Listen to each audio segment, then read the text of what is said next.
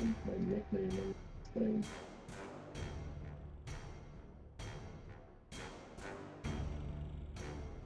Yeah.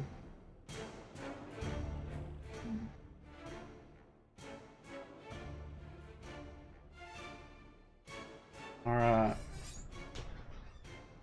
I think we are good to go. So tonight I'm going to be doing some Q&A for the rule set, the AD&D rule set and fantasy rounds. I'm also going to be showing off some of the new stuff that I've added. And I've got with me one of my players, Frankie. He is going to try to prod me for specific questions and maybe help kind of catch questions you guys might ask that I missed or something like that. So this week our normal game is postponed because we had two clerics that had real life issues that they were going to miss the game, so we decided to just postpone it for a week. But I did get to play a game yesterday with Frankie. He opened up his first game session yesterday, and it was pretty fun. I enjoyed it. And Frankie, you are welcome to talk. Waiting for you to finish up. Hi, I'm Frank. You can hear me? I hope so. I can hear you fine. All Hopefully right. everybody can hear you.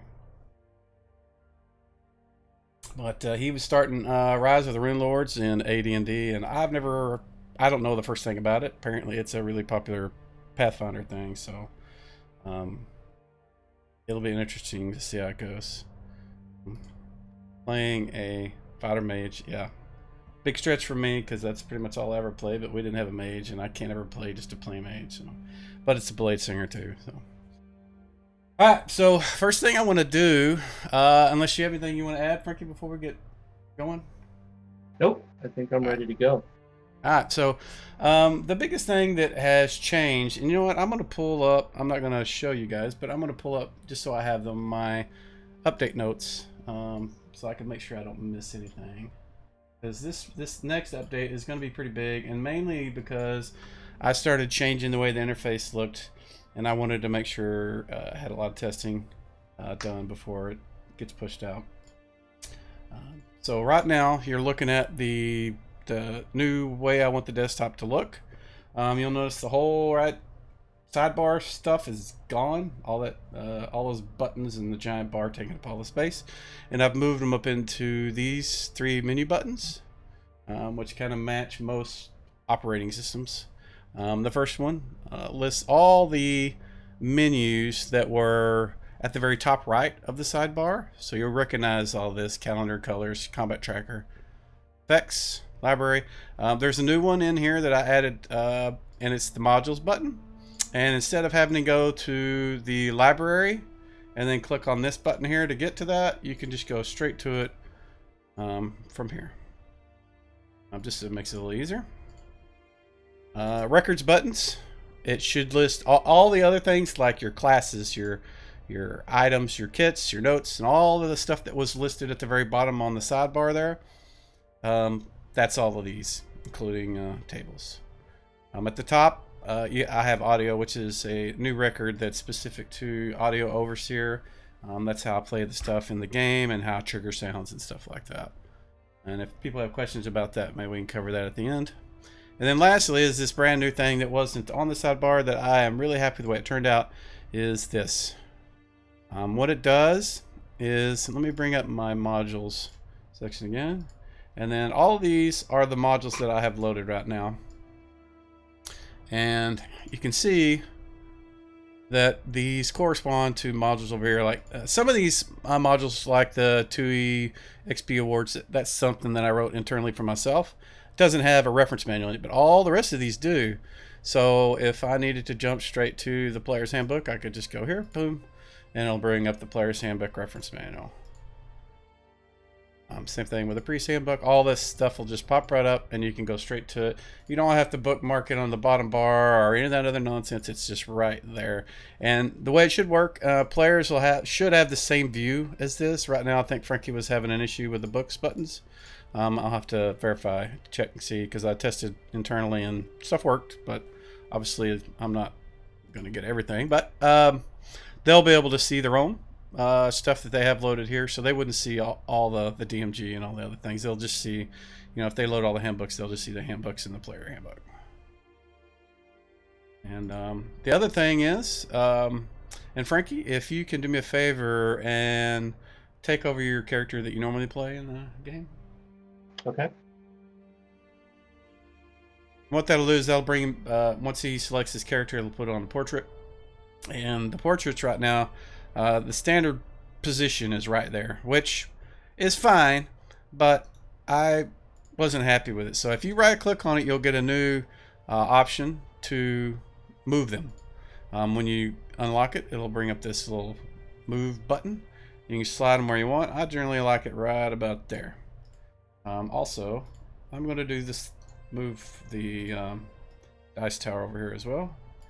Once you're done moving, right click and lock it. The little move button goes away and they'll stay there. So the next thing I'm going to do is, since now I've got this giant space that is no longer used, I'm going to unlock my chat bar. And I'm going to move it up. And if you want, you can move it down and lock it. And that way, you've got your menus, drops over your chat bar. So the other thing is the combat tracker is, for me, this is the way I generally do it, is I have my combat tracker at the top. And you'll notice that the drop downs, they go over the top of it, they don't go behind it. So you'll always be able to get access to those. So the biggest thing you'll notice, let me get the map up here. Oh, come on. What am I doing wrong here?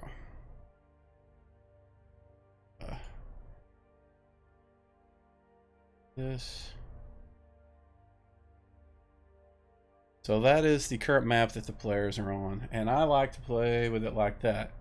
I mean, and look at how much space that frees up. You know, you have none of this stuff over here covered. I could, you know, really zoom in, get over here, and your little portraits are now on top. The dice tower is on top. It really adds more space, I think. I've been happy with it.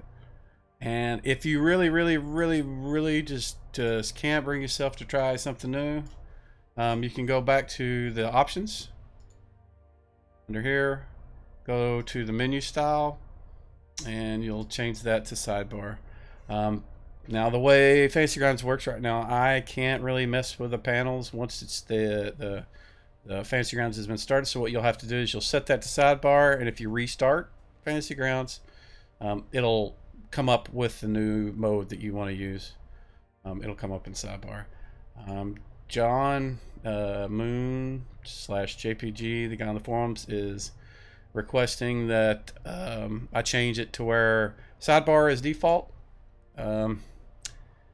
I wish that wasn't the case, so more people would be exposed to the menu system, but I got to do what I got to do. So what'll happen is when it first comes up, it's going to be the sidebar by default, and what you'll need to do is click on the options button. It'll bring up, you know, you'll click on the options button on the sidebar. It'll bring this up, change that to menus, and then restart Fantasy Grounds, and then it'll come up with this. Something that I didn't cover is this right here. You can also unlock that. So if you want to move these, you can slide them and put them wherever you want. Like if you want them here, I don't know where you're going to want them. You can put them all the way over here if you really want to, but I kind of prefer them here. Let's see, we'll lock it. What we can actually do is we can reset position so it goes back to where it's supposed to be. But yeah, so if you need to move them, if you really want to, you can. I think it works best there, but it's up to you. And as far as the big things, that's the big stuff. Let me look at my list of other things that we got. Let's see. I added automation for hit dice versus immunity. In the DMG, there is a listing of hit dice and how much effective plus magic that they have. So like if you're a 4+1 monster, like an ogre, you're effectively a +1 magic. Your attacks are considered +1 magic. So if one of your party members uses a potion of invulnerability, i.e. Amund, he's the one that made me do this. Yeah, it's all your fault. Everybody can blame you. But if you put an ogre in here, and let me bring up my NPCs.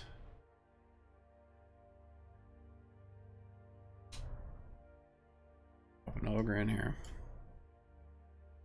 And you'll notice whenever he does damage, you'll see it's considered magic +1. Now that doesn't mean he does +1 to hit and +1 to damage. It just means he can hit things that require magic +1. And that's based on that table that I mentioned in the DMG, and it should automatically work for any other creatures. So we got that. And there's another one, automation for dexterity modifiers and surprise checks. So let's see, who has high dex in our group? Silk Jareth. Jareth does.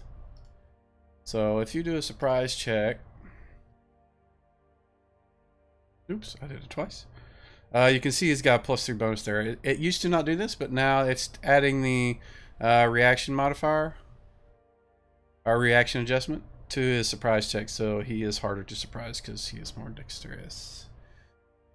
There is a new item armor type, and this is specifically for bracers. Bracers have an odd behavior. They have a base AC, but they don't count against rings and cloaks, and I needed a way to know the difference, because anything with a base AC previously was considered something that would not work with rings or cloaks if they were magic, and obviously a bracer is magic. So let's see.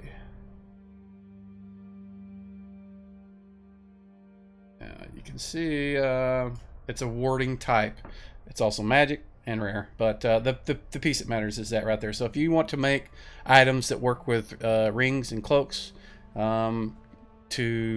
for whatever reason, this is the way that allows the rings, cloaks, and bracers all to work together. Otherwise, it would think it's armor, and magic armor and rings don't work together unless it's a specific type. So, let's see. Side side combat tracker option. Players can double click their token. Okay, so, and I can't show from the side of Amun's. I can't show his. I don't have it set up to see his combat tracker, but now from the player side, if you double click on your token in the combat tracker as a player, it should bring up the map. If you are on the map and a map in your token, if your token is on a map somewhere, if you double click on your token in the combat tracker without bringing up your character sheet, just directly in the combat tracker, it should bring up the map and center on your position on it.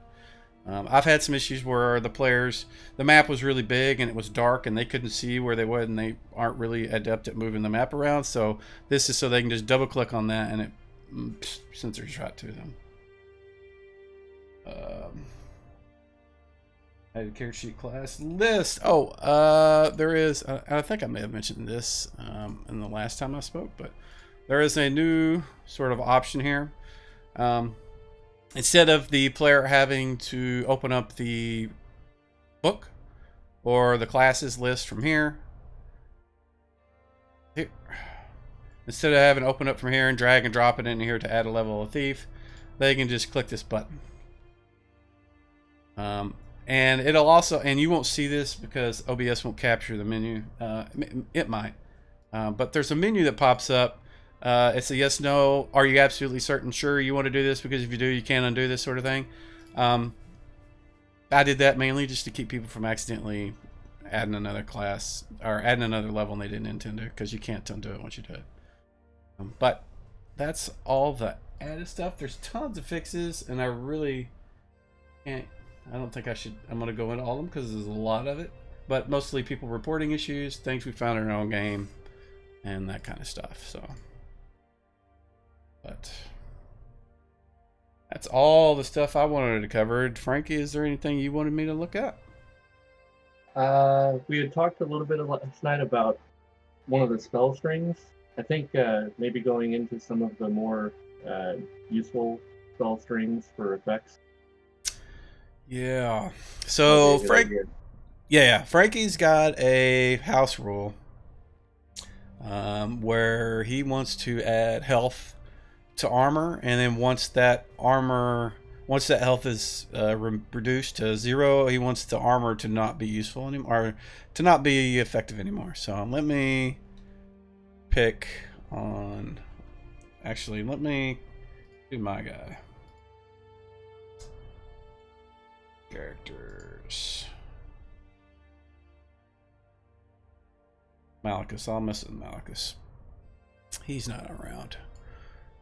Well, Malachus is here. I'm going to go to his effects. And so what he's wanting to do is add... He wants to have a... So say we're going to do this for Chainmail. And Chainmail has a base AC of 5. So we'd first start off with base AC of 5 string, effect string. And that's that. So base AC 5, 5. Semicolon, and then we're going to add something else, and that's going to be damage absorb, and we'll say 120 in this case. I don't know if that's what it's going to be. Then we're going to put none, and the none keyword, what that does is it means that any damage, doesn't matter if it's slashing, piercing, fire, bludgeoning, any of that, it's going to just track it as damage to this damage absorb. And was there anything else that you wanted to add to that, or was it just that? I think that was the main gist of what we were trying to accomplish. Okay. And so, go ahead. Looks like Sterno has a comment about some things he coded in Hackmaster for it dropping AC in stages. Oh, to where it would drop AC in stages. Yeah. The problem with that is that would require some completely new effect management. This is something you can do today. There's not, unless you don't have a base AC. If you have a base AC, it's going to depend. I mean, that's going to be the key piece. There's not really a, yeah, that's a little different, unfortunately. With the way the effects are right now, there's not a way to automate that, unfortunately, for Hackmaster. But in this case, what would happen is after that player takes 120 points of damage, over the last span of that armor, this entire string here, this whole thing, would be removed. That this effect would just be deleted, and what that would mean is their base AC would be whatever their armor is without this piece on. So effectively the armor is destroyed. Now, if a player, there's some caveats to that. If the player is removed from the combat tracker and re-added to the combat tracker, and this is on that armor as an advanced effect, it's going to reset to that. And if you remove the piece of equipment and then re-add the equipment, like you take it off and put it back on, it'll reapply that effect back to max, whatever the default is on that. So it's something you need to be aware of. There's no way to get around that. Effects are combat tracker based, so if they're not in the combat tracker or you delete it and re-add it, it's not gonna persist if you take it out of the combat tracker. I think that probably covers that. We had some discussion, and this is a rule partially based off of Fighter's Handbook, right?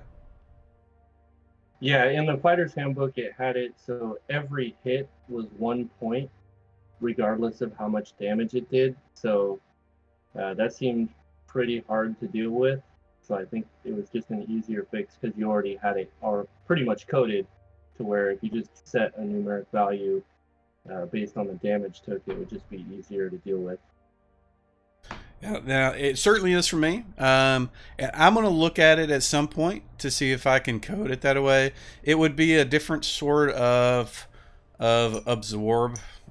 It's going to be similar to the way damage dice resistance works, DDR. DDR is for stuff like a ring of fire resistance. So if you have a ring of fire resistance, you resist half the fire damage straight up, and then you also reduce the damage dice of the fire 2 per dice to a minimum of 1. So I've got it coded right now to where you can do DDR space or DDR:2. Let me just add it so you can see it while I'm talking about it. This would be what I would use on a ring of fire resistance.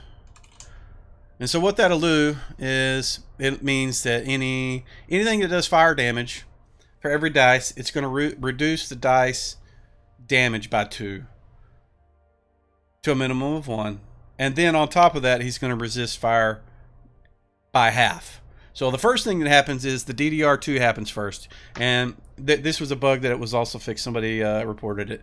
But there was some weird interaction between the two. So resist was being run before the DDR, and then you would basically it was causing some unexpected results, but it works now. I fixed that. That's one of the things in the update coming up, hopefully May 18th. It may be though following Tuesday after that, but we'll see. But so that'll reduce the dice damage per dice. So if you have 66, each one of them will be -2 to a minimum of 1, and then it will half that on top of that.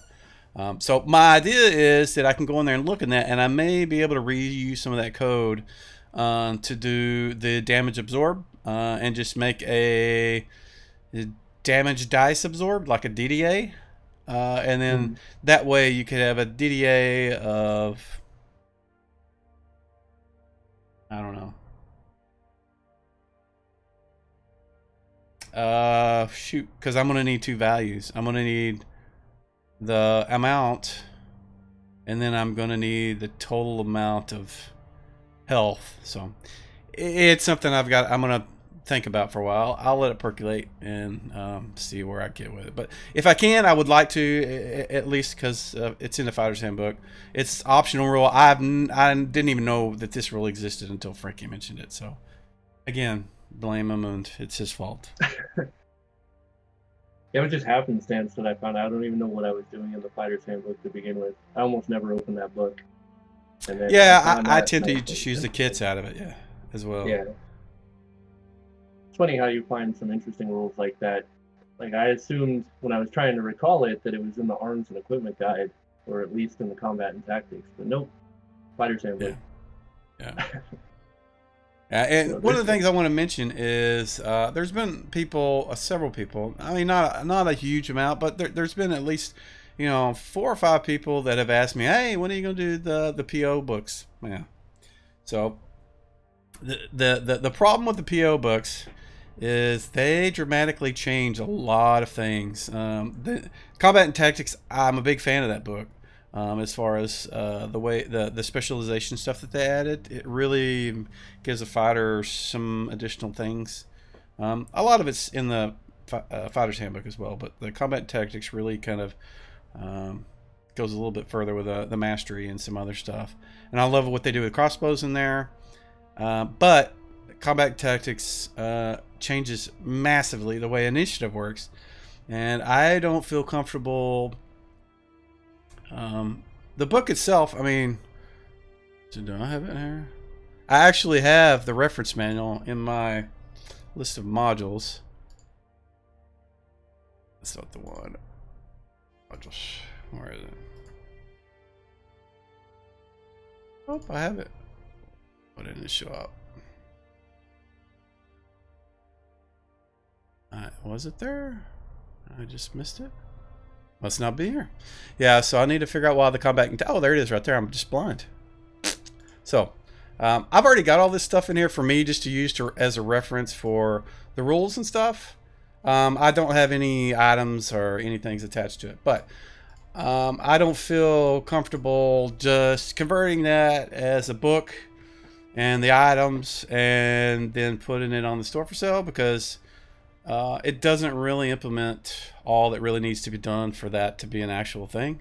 Like I was saying, like they really change initiative. They've got, it's not just like die roll, it's fast actions and slow actions and medium, and then some of the, I mean, the Combat Tactics is probably the least of the biggest offenders when it comes to massive changes, but the spells and powers and skills and whatever's those, I mean, the ones where they start splitting the ability scores to 2 different ones and having spell points and having points per classes, and that would basically get to almost having an entirely different rule set. So that's the only reason that I have not been, me personally, looking at converting those. It's a lot of, it's a big change for the rule set. And then I don't know a lot of people that play with those. I know there's people that piecemeal pull things out of them and use them. So I'm not sure how much it would be worth my time to do that versus adding things like, it's in the handbooks, or converting content, or just adding quality of life updates, for things. So what's your stance on things like, to go back to like spell points, maybe not a whole book, but pieces of the optional books that can be used in people's campaigns, just including them in the rule set? Like I said, spell points, if somebody wanted to create like a warlock variant of a mage, they can use spell points, kind of like mana instead of the spell slots. So what you're saying is, instead of having your spells be static, you have, say, we'll use a 5th level wizard as an example. He has one 3rd level spell, 2 second, 2 or 3 third, or 2 or 3 firsts. So are you saying to convert all of those to a flat value, or say you can cast any 1st level spell 3 times, any 2nd level spell 2 times, and any 3rd level spell 1 time? Is that what you're talking about? Yeah. So I've actually thought about that, and the main reason I have, and this is gonna sound stupid, is because Baldur's Gate, the game, has a sorcerer which does that. Right. And I'm kind of a fan of that. I don't know how many people actually did it, and my thought was I was going to make a class, and post it on the forums, just says, something, hey, here's a class, try this out, but I need that feature to do it. It's something I'm not completely opposed to. Now, when you're talking about like saying, converting everything to a flat value spell points, like 3rd level spell, you would need to use the minimum value as your reference. So everything would basically be a level 1 spell. So a 3rd level spell was count as 3 1st level spells. Mm-hmm. And then just convert that to a flat value, and then that gets a little messy. But spell points strictly based on the number of spells you actually have, that's probably easy to do, and I'm pretty sure that's how the sorcerer worked in Baldur's Gate. Yeah, I think it is, if I remember correctly. Because I think like the spells and magic book, it assigned like different points based on the level of the spell, if I remember correctly, and it could get pretty convoluted. Yeah, I whenever that stuff first came out, I was like, oh, this is awesome, and I wasn't a DM at the time. And I was able to make yes. Yeah, it's player stuff. The DMs hate it, and it's mainly because you really have no restrictions on what you can do. You can make anything you want, and there's nothing wrong with that. It's really complicated to code for all that kind of character point stuff. And it's just, once you go down that path, I think it really starts going away from what, and this is a personal opinion, I think AD&D felt like. You certainly could make character classes that were that felt like they were AD&D using that, but I'm like, you could just make the class without it, and I did that, growing up. I mean, I didn't need character points. I would say, all right, here's a class I would like to make, and can we play this? So that kind of stuff. And honestly, anybody could, if there's like a first edition class like the monk. I love the monk. Everybody hates them. I mean, obviously I would change it to where they got comm bonuses, they got dex bonuses, they got strength bonuses, that kind of stuff. But you can bring those into AD&D, this rule set, and as far as I'm aware, there is nothing that none of the abilities and powers and skills and stuff that they do that cannot be coded in this. I think the only thing and let me look, and some of you guys may not even know about this stuff on the classes. Let's go to Thief. Okay, actually, let me make a copy. That's another thing that I'm going to change is Moon /JPG/John has asked that I make the Player's Handbook, the DMG, and the Monster Manual read-only mode as far as the modules. So what that means is you'll bring it up and it'll have this little red thing. I mean, you can't click it and change anything. You'll have to do this. You'll have to make a copy. And once you have a local copy, you can change whatever you want.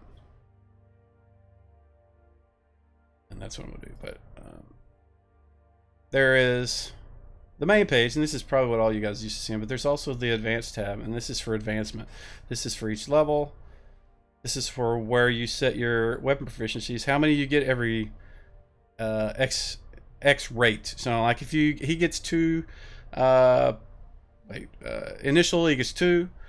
Every 4 levels he gets 1 more. His non-weapon proficiency penalty, if he's not got a proficiency applied to it, it's -3. Non-weapon proficiency, same thing. You start out with 3, you get another one every 4 levels. These are features that you get as you level up. This is a piece that most people aren't aware of. You click on these, it brings up this. Every level has a page like this. So you can go in and set, for level 1, you need this much experience. You get this stat code, this how many hit die you get. And if you had other things like your AC changed or your move base changed, and I added these 2 specifically. This one is for the monk, and this one is for monk. But this also works for the barbarian, because I think the barbarian gets a different movement base from the first edition stuff. Mm-hmm. And you can set static values for proficiencies. So and this was something I did initially, and so I left them there, but this is the way it's done now.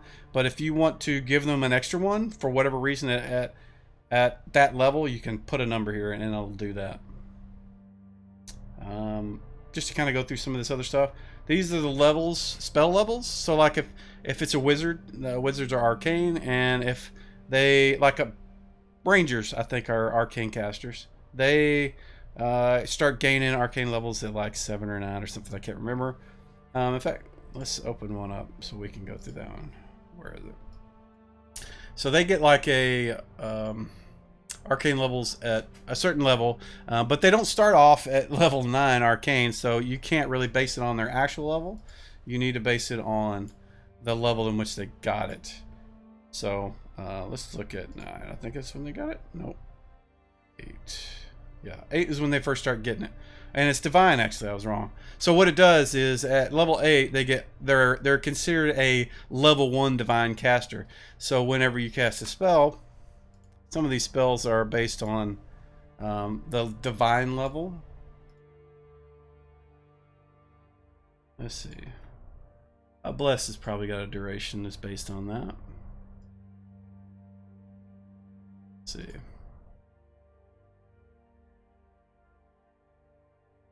Sorry, I'm just gonna. Oh, that's a static one. That's kind of a terrible one to pick.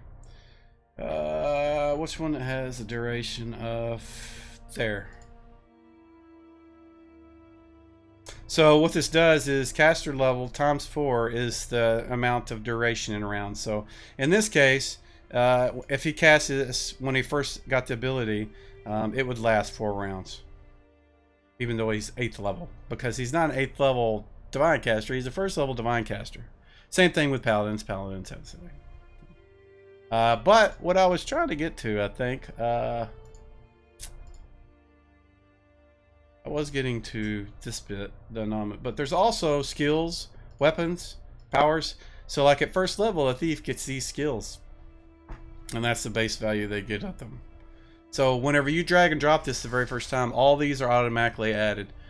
There is a flag here that you can mouse over and look at, and basically what it does is if the skill exists, it will change the value based on how much the skill, like in this case it's 60. So if they already had this and this was ticked and you gave it to them again and you set the value to 10, there are what does it say actually? When not using this checkbox, the value updated, it will be updated to that. It's additive. Okay, so I was thinking right. So if I set this value to 10 and they already had it, say at 10th level you wanted to give them an additional plus 10 to their climb walls, you would tick that box and set that value to 10, and then when they drag and drop or apply that level, it'll add 10 to their climb walls. That's how you can do the first edition thief as well if you really want to. And second edition, we move to the you get 30 points of level after first, and you apply them as you want.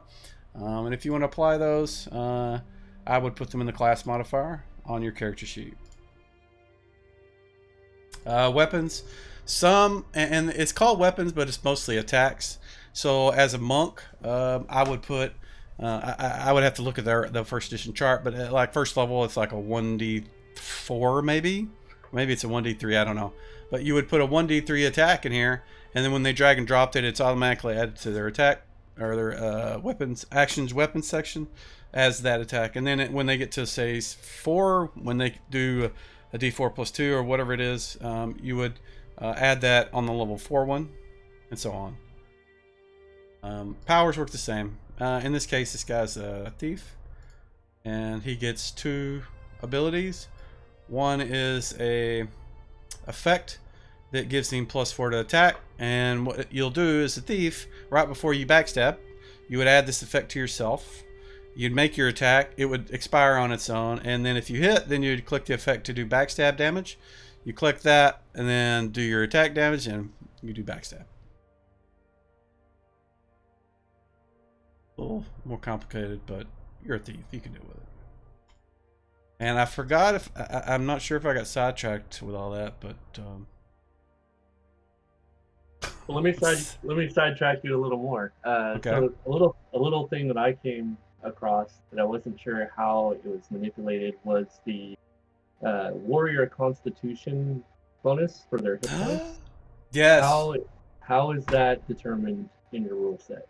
Okay, so you'll have to forgive me. I've been doing a lot of code work lately, and my patch has been delayed longer than normal. So I can't remember, but I think right now this exists. But in the version that I'm running right now, on every fighter, you'll note they have this ability, isn't it?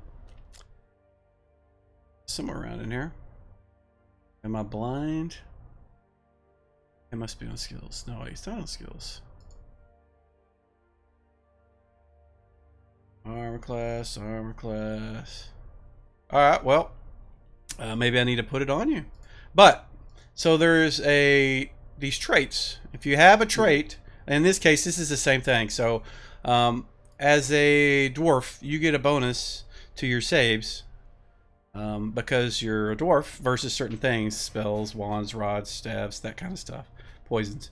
And if we go to the front of a sheet and we find poison, where is it? We click it.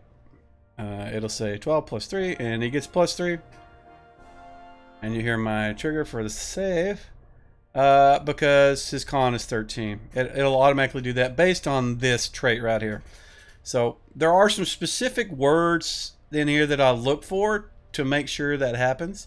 So if you want to do this on a custom class, my recommendation is just to copy and paste this. If you really need to know the exact text of this, I can post it somewhere for whoever's needing that. But and yeah, you can see down here where it says con +3. But the hit point adjustment works the same way. It actually works two ways right now, and that's because initially when I did this, the hit point modifier, like see right, you don't have high con. I think Grimlock has high con. So Grimlock has 16. Well, none of us are very glorious adventurers. Well, Grimlock used to have 18, but he's died. So I'll muck with him. I'll change this thing so you can see what I'm talking about. Where's con? We'll give him 19. So Grimlock has 19 con. You'll notice that now it says 2/5. The 5 is if you're a fighter. You get that many instead of the 2. Normal people, the max they can get is 2. Fighters get 5. In this case, he better have the thing.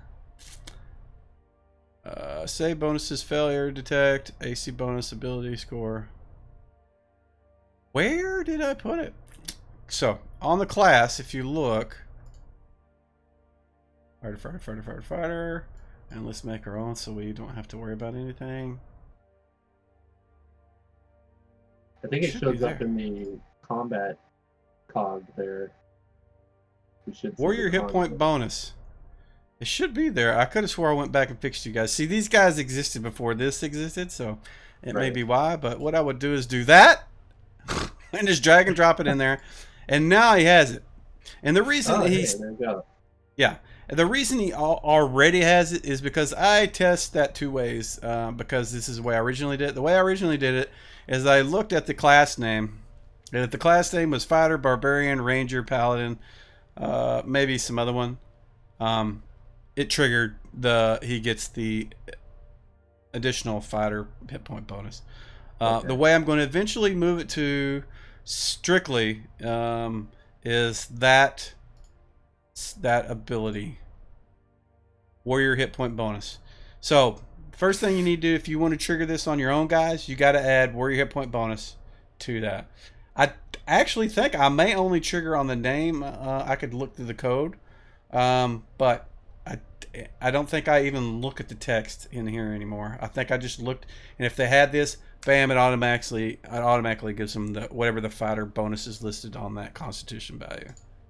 Sterno also asked if the initiative modifiers are based on monster size. They are. They are, absolutely. And look at that. Mr. Lowe subscribed for 3 months in a row. Thank you, man. I really appreciate it.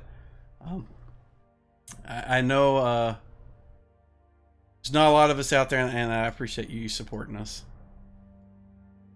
And my chair has sunk down to the floor. I need to get a new chair. I feel like a midget. So, Lo, do you have any questions for us? I know you play basic, and I don't even think you use Fantasy Grounds, but maybe you will after this. But so he was asking if, what was the question again? I'm sorry, I've already forgot. If monster size modifies Initiative. Yeah. So it does. It's based on the 2E stuff. I don't have the table in front of me, but based on size, the default initiative will be adjusted. There's certain things that will bypass that. So, like this warg thingy here. Bring it up. Go to actions. If you go to combat, and this is the same thing that PCC. If you want to make this guy do something different than what he will based on his size, you go down here to the initiative modifier and you set it to something. So if I set this to 12, it would add plus 12 to this roll. Like 4, let me bring up a zombie because you can see it really well with those guys.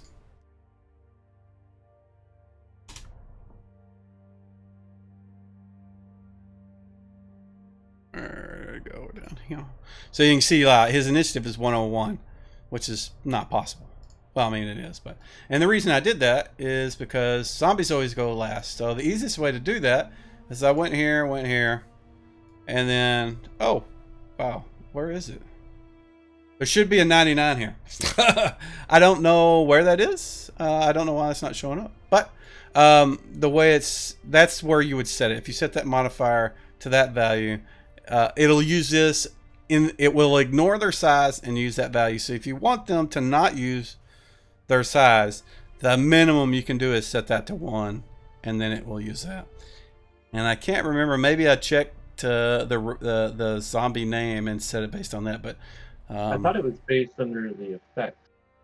I thought they had a standard effect. No, yeah, these guys don't have an effect. They've got their immunities are there, but they don't have anything else. And that's an option you could do. Yeah, if you wanted to do that, you could do like an init :12 or 99, and then when they roll initiative, it would add 99 to it. Like, say, we did this.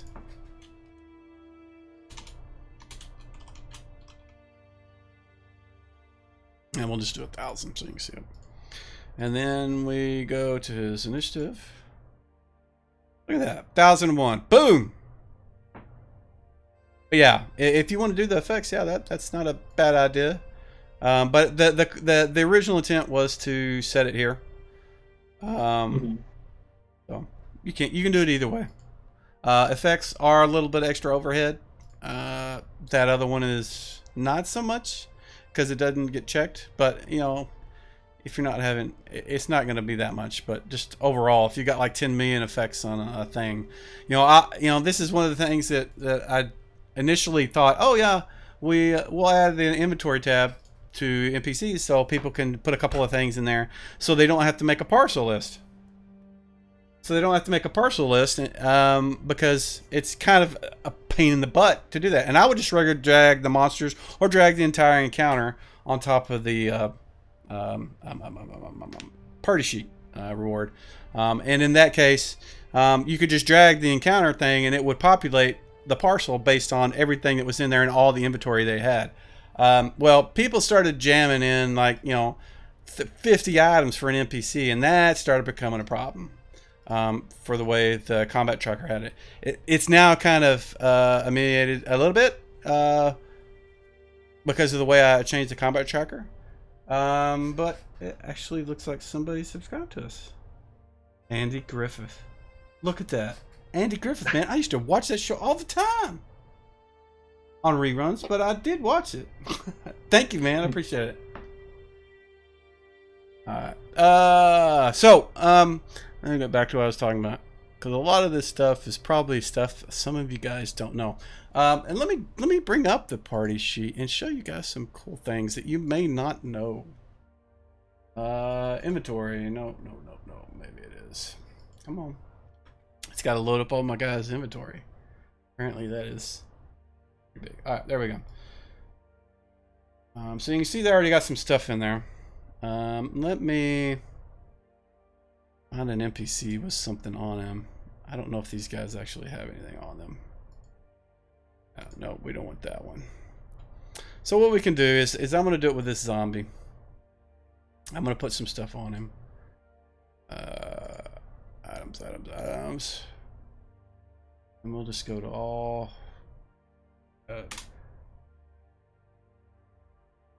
So we'll go here, and we're just going to throw some stuff in here. Don't care what it is, just so you can see what happens. So when you get done and the zombie's been killed and you're like, oh yeah, you guys get everything he's got, you can just drag it. Oh, what did I do? Alright, it's got to go in the encounter, dummy. So I need to make an encounter too. Yeah, I thought I had it set to where it would do that. Maybe I didn't. Well, we'll see. We'll make a new encounter just to see if I'm wrong. I don't use this a lot myself, so. Now then, let's see.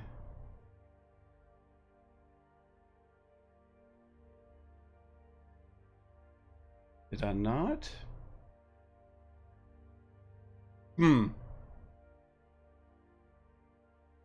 Well, I don't remember what I did.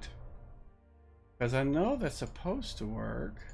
There's also this other thing, and let me make sure that is working too. If you take this guy and throw him in there, any item that they have that rewards experience from that encounter that's inside of their inventory, like these two magic things. And I'm not sure why that is not working the way I want, but those two things have experience values attached to them. This is kind of a 1E thing. It's not really a 2E thing, but it's in there if you need it. If you drag and drop an encounter in here to award them, it's going to take all the items in that inventory for anything in that list and drop it there. I remember somebody had talked to you about adding gold for experience. Was that still a thing or no? It is. It actually is. So let me do this.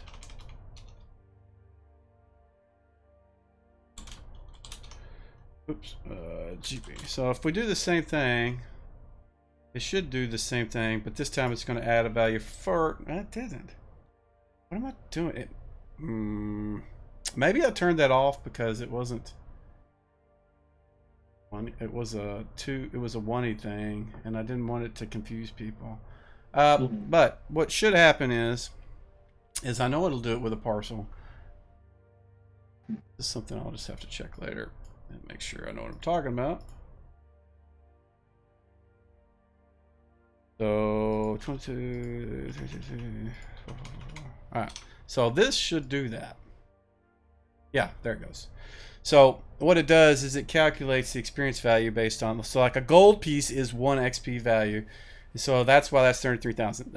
Platinum pieces are more than that. They're like 5 times 22, and that's that. Electrum is calculated a little differently because it's not as, everything is based on the GP value. As 1 GP is 1 experience, and so it'll do that.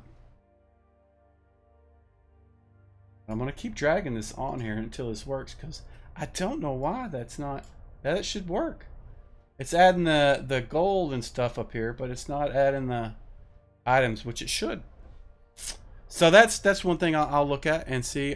Something else you can do, like to create a parcel really quickly, and this may be why I changed that. I'll have to go through and look at the code. Where's my parcels? And where's my test? So what you can do is that, I know this freaking works, and it'll do that. But again, what the flip? It should have been putting these in there too. Let me see. Why is my items not working? There's definitely a bug there, because this, all of this should be showing up in here now. Right now it's just adding the gold pieces. This may be related to, I don't know.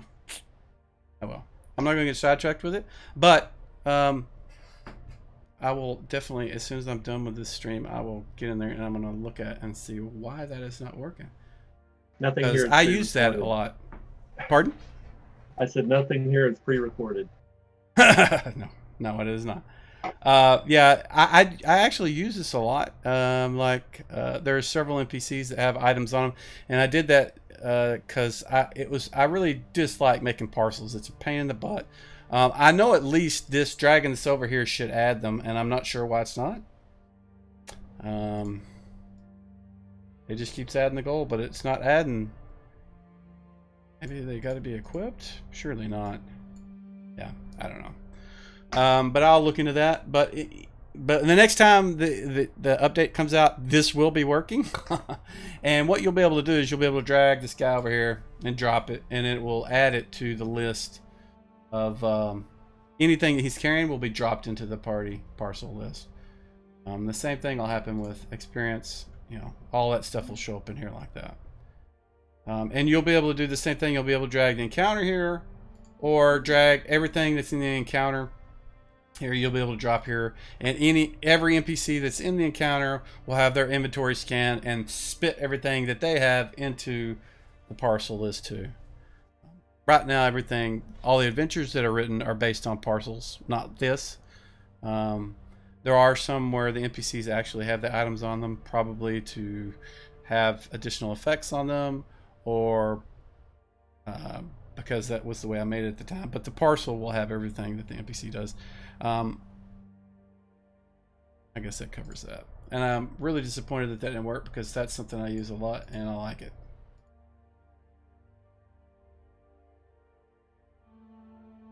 So, Roquan. Oh, there he is. Okay. I recognize him now. He was our second artillery in our game on Friday. Mr. Griffith. Yeah, I think artillery is a accurate statement there. Let's say somebody wants to take a spell that they have and create an innate ability for it. How would you go about doing that? Let's see. Let's look at Malachus. I'll really mess with Malachus. So it depends on what it is. If it's an attack, obviously it would go here, but mostly we're talking powers. And most of my guys already have one. I call it rest. So if they get a full 8 hours of rest uninterrupted, I'll let them use this. And what you have to do is you can click this, and this is something else that was fixed. This button was covered up by some control that you can't see, so you wouldn't be able to get this. It actually may have been from the weapons section. Yeah, like this one wouldn't work. But I fixed that too. So what we're going to do is we're going to add a new power, and you can do it that way, or you can right click and add a power, but we'll do it that way because it's Fantasy Ground Standard. Give it a name. Let's say he can cast light spell every day, once a day. And the group is really dependent on what you want to do, and I would probably call this daily, or if it was class based, I would just say class, and it'll put it in the section based on what that group name is. And I like to view from an actions view. I don't like the other ones; they're too cluttered. We're also in prep mode, so you can see this value. But once you have that, you can go in there and add an action. In this case, say it's a light spell. We want them to be able to save versus spells. If they don't save, they get an effect applied. And since it's the same as blind, I'm just going to put this in there. So blinded. And we'll say that it does caster level times 1, so it'll be 1 round per level. We'll say 1 turn per level. All right, so what'll happen is, since he's 6th level, if it's applied, it'll last for 6 turns. It'll apply, he can apply the blinded effect to the target. The blinded effect will give them a -4 to hit. They don't get dex or shield bonuses. Their saves are worse, and various things like that. So you don't need to put all the attack -4s and all that, unless your blinded is different than this, than the 2e blinded. If it is, then you can type all those effect strings in there. But anything that is listed, where are we looking? Menus, effects. Any of these listed here, almost all of them have default things that based on what the book says. So blinded. So if you drag and drop this onto Malchus, he gets the effect blinded. It'll automatically apply those if he makes an attack. So if we go to his actions tab and go to weapons and then make an attack with his dagger, you'll see it's -4, and that's because he's blinded. If somebody attacks him, it's gonna be easier for them to attack him because he doesn't get dex bonuses, and he has a -1 to his defense, so that AC would not be counted towards that attack. But and then once once you've used it, you've cast it, the thing is ticked off. It won't show up in your combat section anymore. I generally like looking at standard. You can see it's ticked off there. If the DM does a rest for that person, or he does a global from here, I think we can do it from here. Where is it? Yeah, here it is. Do a rest, do a long rest. It'll reset all your stuff. That's a 1-day thing. Like that one just got reset. All your spells that are in your daily loadout will be reset. Any items that are based on a daily reset will be reset daily. Some of these aren't like some of these spells. Some of the 2e stuff is it's not standard. So you got stuff that resets on a week or a month or something like that. So you can only use it like once a week, and you really can't. There's no code for weekly. There's no rest for weekly. So typically what I'll do is I'll put like Spark Shower once a week, or something like that, weekly or something, so that the player knows to manually reset that when it comes time. Like he would just untick that. But for dailies, it works great. For stuff that's charged, it works great because charges are just ticked off as they go. Oh, something else I did that I didn't have before is the let's see, he doesn't have any charged items, so let me give him a wand.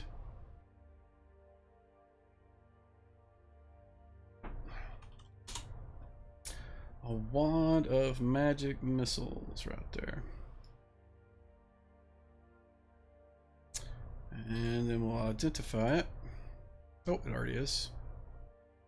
And so we should be able to see it now in his powers at the very bottom, probably. So by default, wands have 50 charges. And let's do this too. I want to bring it up because in actuality, this item right here is not exactly the same as this. This is just the powers list.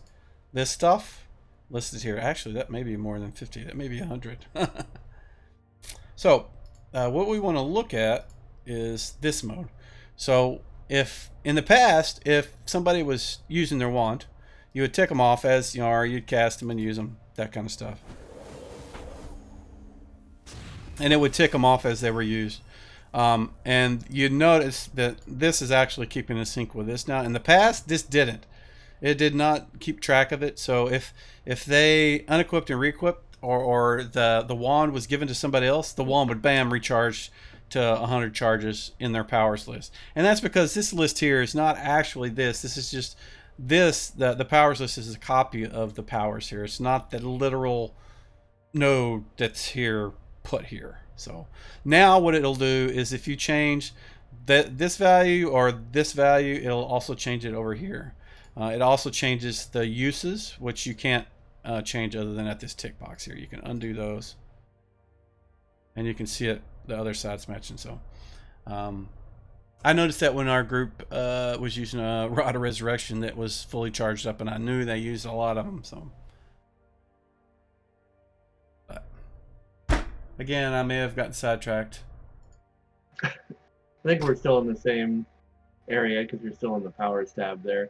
So if somebody wants to take you've already created the innate ability for light spell. Let's say someone wants to add another spell to that same grouping. What would be the easiest way to do that? So there's a couple of ways. So if you just want to give them another light spell, you could do this, and then you could where it is, clone item, and it would copy that exactly.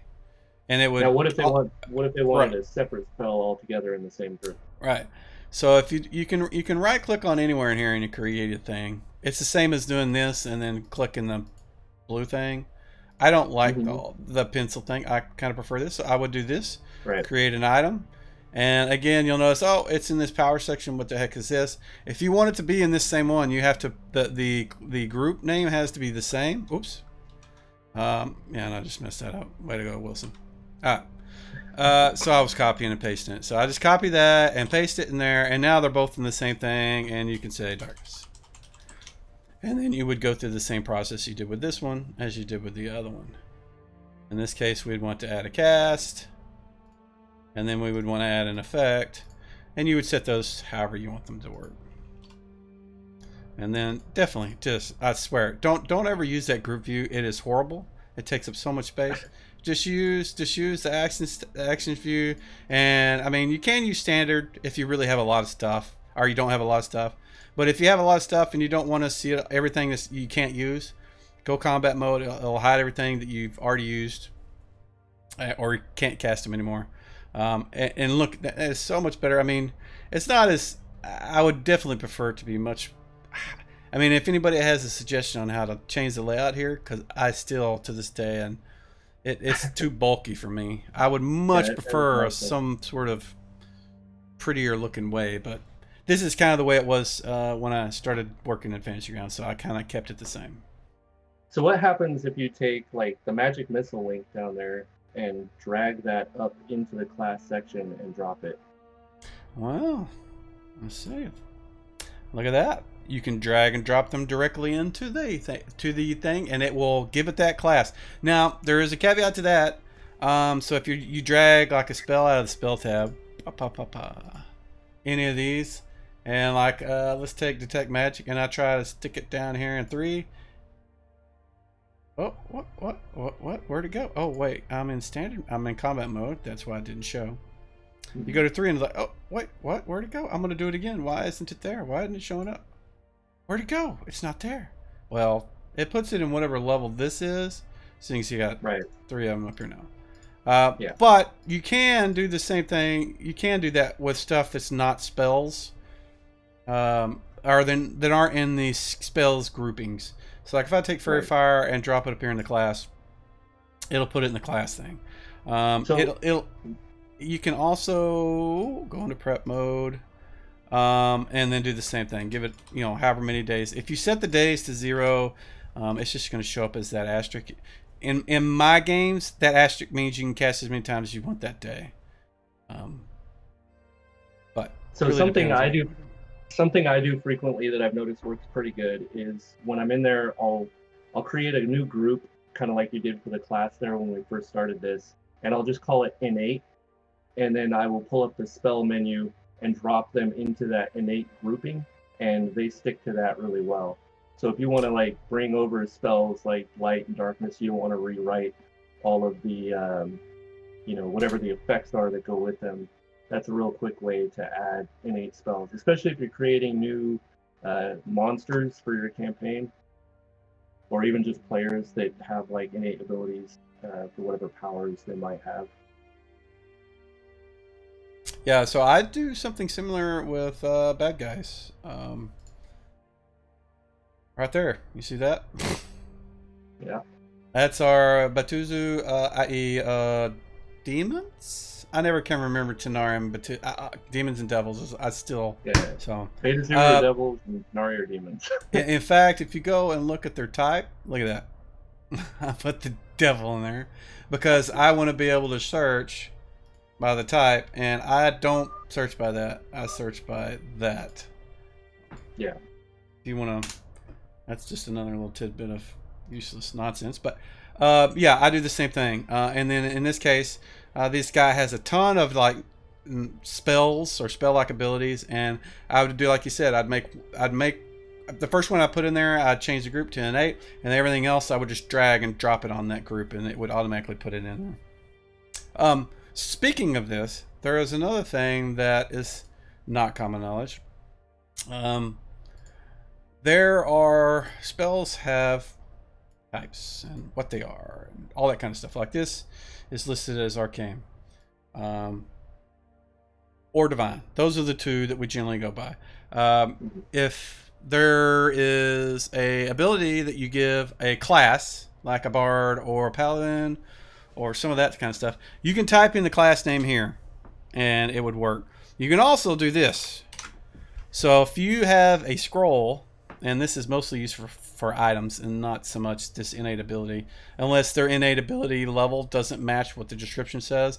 So like if they're a 8 hit die monster and they're supposed to cast Fireball at level 20, you would set this at 20. So what it does is it looks and sees if that's a number and not a string, it's going to say, okay, they want me to use this as the effective casting level of the spell. Even if divine, arcane, doesn't matter. It'll plug that in and use that value for any, if it's like a fireball, it would be a 20 die fireball, or if it's something else that's based on. Yeah, and I did that for scrolls. It's not, and I probably mentioned it in patch notes, and a lot of this stuff is stuff that's just quality of life junk that I add for me, and I don't really get a chance to I don't know, tell everybody about them, I guess. But yeah, I think for scrolls, when I've been building campaigns, I usually have to manually add those. I was not aware of that. Yeah, so super useful. I don't think I have any. I mean, I've got some for that adventure, but these are mostly protections. But yeah, that would be how you would. Let's just take one, and then you want to give it a spell-like ability. Let's say Fireball. Oh, that's not items. Don't want it first.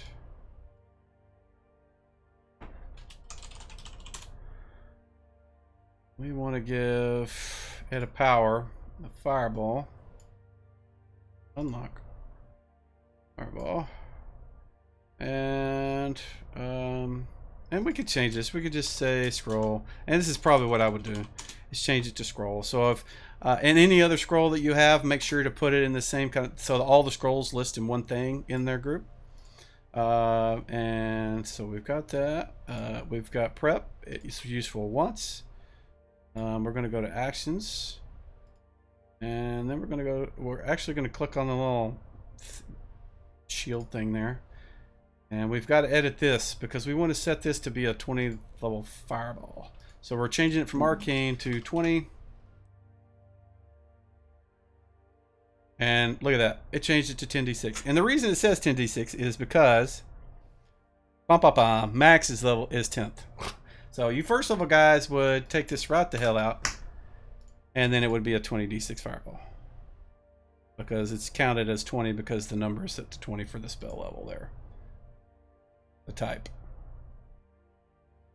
Oh, if you drag and drop this on somebody, like this guy here, actually we need to put it in his inventory.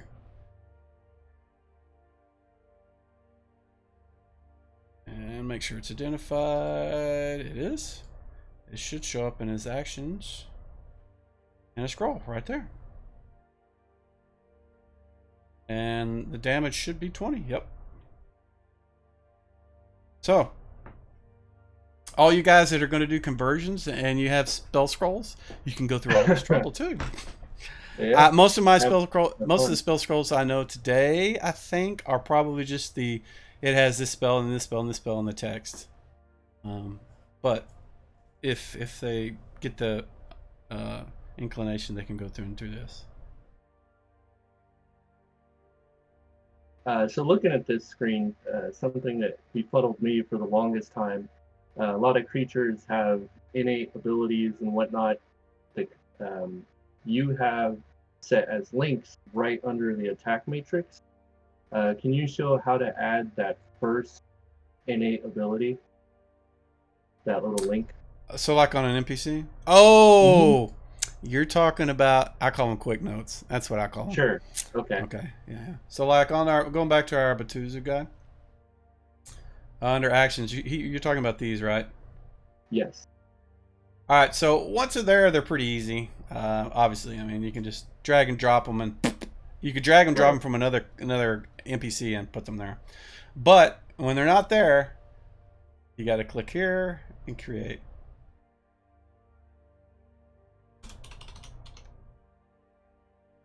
There you go. Then once they're there, it just doesn't. And something I've learned since then. Let me. Let's see. Does this do that? Yeah, it does that. Let me remove all these. So I've learned something since then, and this is something that you'll see. I'll remove all this jazz. I need to go back and set this, and I'm going to make a note actually while we're talking about this, so I don't forget. Where's my notepad? Notepad, come on, pop up. Anyways, so what I'm talking about is this piece right here, where it says drag and drop weapon records here, or you can right click and create one. What I need to do is have this same thing appear, but say something different. You know, add quick drag and drop quick notes here. That way you can right click. And the reason you can't right click because it's so teeny, that section, it doesn't show. What I need to do is set a minimum value like I did with this. And I didn't even think about that, and I'm glad you mentioned that. Add minimum size for quick notes on the PCs. Yeah, I think it's given me headaches like 3 times. So now I'm on top of it now, but but it didn't click for the first few times because I so rarely use it. And then when I try to create a new NPC, and I'm just like, damn, I gotta figure this out again. And I don't want to turn this into a request video, but I did have a couple questions as to, or at least suggestions maybe. What do you think about maybe adding like a base attack button right there where it's like, where it says surprise and turn and all that, that's just based off your normal attack roll for just regular attack rolls? So what you want is something that the character sheet has on the NPC, which is this. You double click that, it's just going to do a flat THAC0 check based on that. He's blinded, so he's really terrible, but good lord. There we go, nat 20. Right.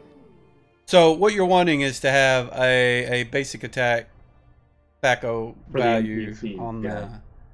So yeah, I could probably add that. I don't know where. That's kind of the conundrum of all of this is when you add something, it's got to be put somewhere. And if I put it here,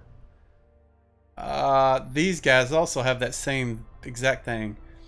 Which I think that would be, what I could do is remove it from here, and put it here, and then have the NPC and the PC both have a just. And I don't want to call it base attack because that's a 3-ism and people might get confused what it is. But just have it say THAC0 then. Yeah, maybe something like that. Yeah, I can. That's not. Yeah. Because I think the issue for a lot of people is they're not thinking to go back to the main tab when they want just a flat attack for, like, say punching someone or hitting them with a chair or what have you. So They're just Yeah. stuck staring at the weapons, trying to figure out how to do it. Yeah, and that's that's what you said is a good point. This does the same thing. Init and Thaco, both of these buttons are duplicated here in this button right here. Well, the Thaco one, but this is duplicated. It doesn't necessarily need to be here. And Right. honestly, surprise doesn't need to be here either. It's there because I thought maybe it would be useful. I mean, all three of these buttons could go away, to be honest. And move them into, I mean, because honestly, if they want to see surprise, they can bring up this menu and see what their base is. Thaco, I mean, if they're changing it, it's going to be here, here. I don't know. Maybe they could go away. Yeah. But I mean, at the very least, this is there. Yeah. The init and surprise are already over there. I mean, it doesn't show the number value, but again, do you need to know the number? You just want to hit the button. Same thing with that. Right.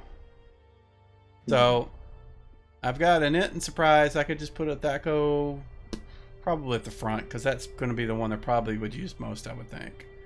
Surprise and Thaco will probably be, well, I don't know. And generally, people don't use the basic init unless they're just running or something. Right. Yeah. I'll play around with just removing all three of those, and add in the Thaco button here. And the other feature, this is more for a DM thing that I was kind of looking at, was on the party sheet.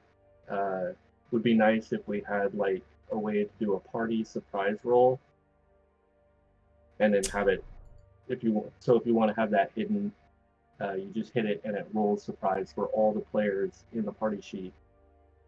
Yes. So the DM can like double check that. There is actually, I have a task on my, and I don't know if anybody actually looks at it, but let me, I will post the URL. This is my to-dos. Where did I go? Where did it go? My to-do thing. It is on my to-do list. And if you guys want to go look at that, there is a ton of stuff that I have that I'm looking at adding. One of the things is what you just asked for. Nice. It's basically bulk rolls. Yeah. Whenever I initially started converting the 5e rule set to do this, it had a bunch of stuff. None of it was relevant, so I just stripped it all out.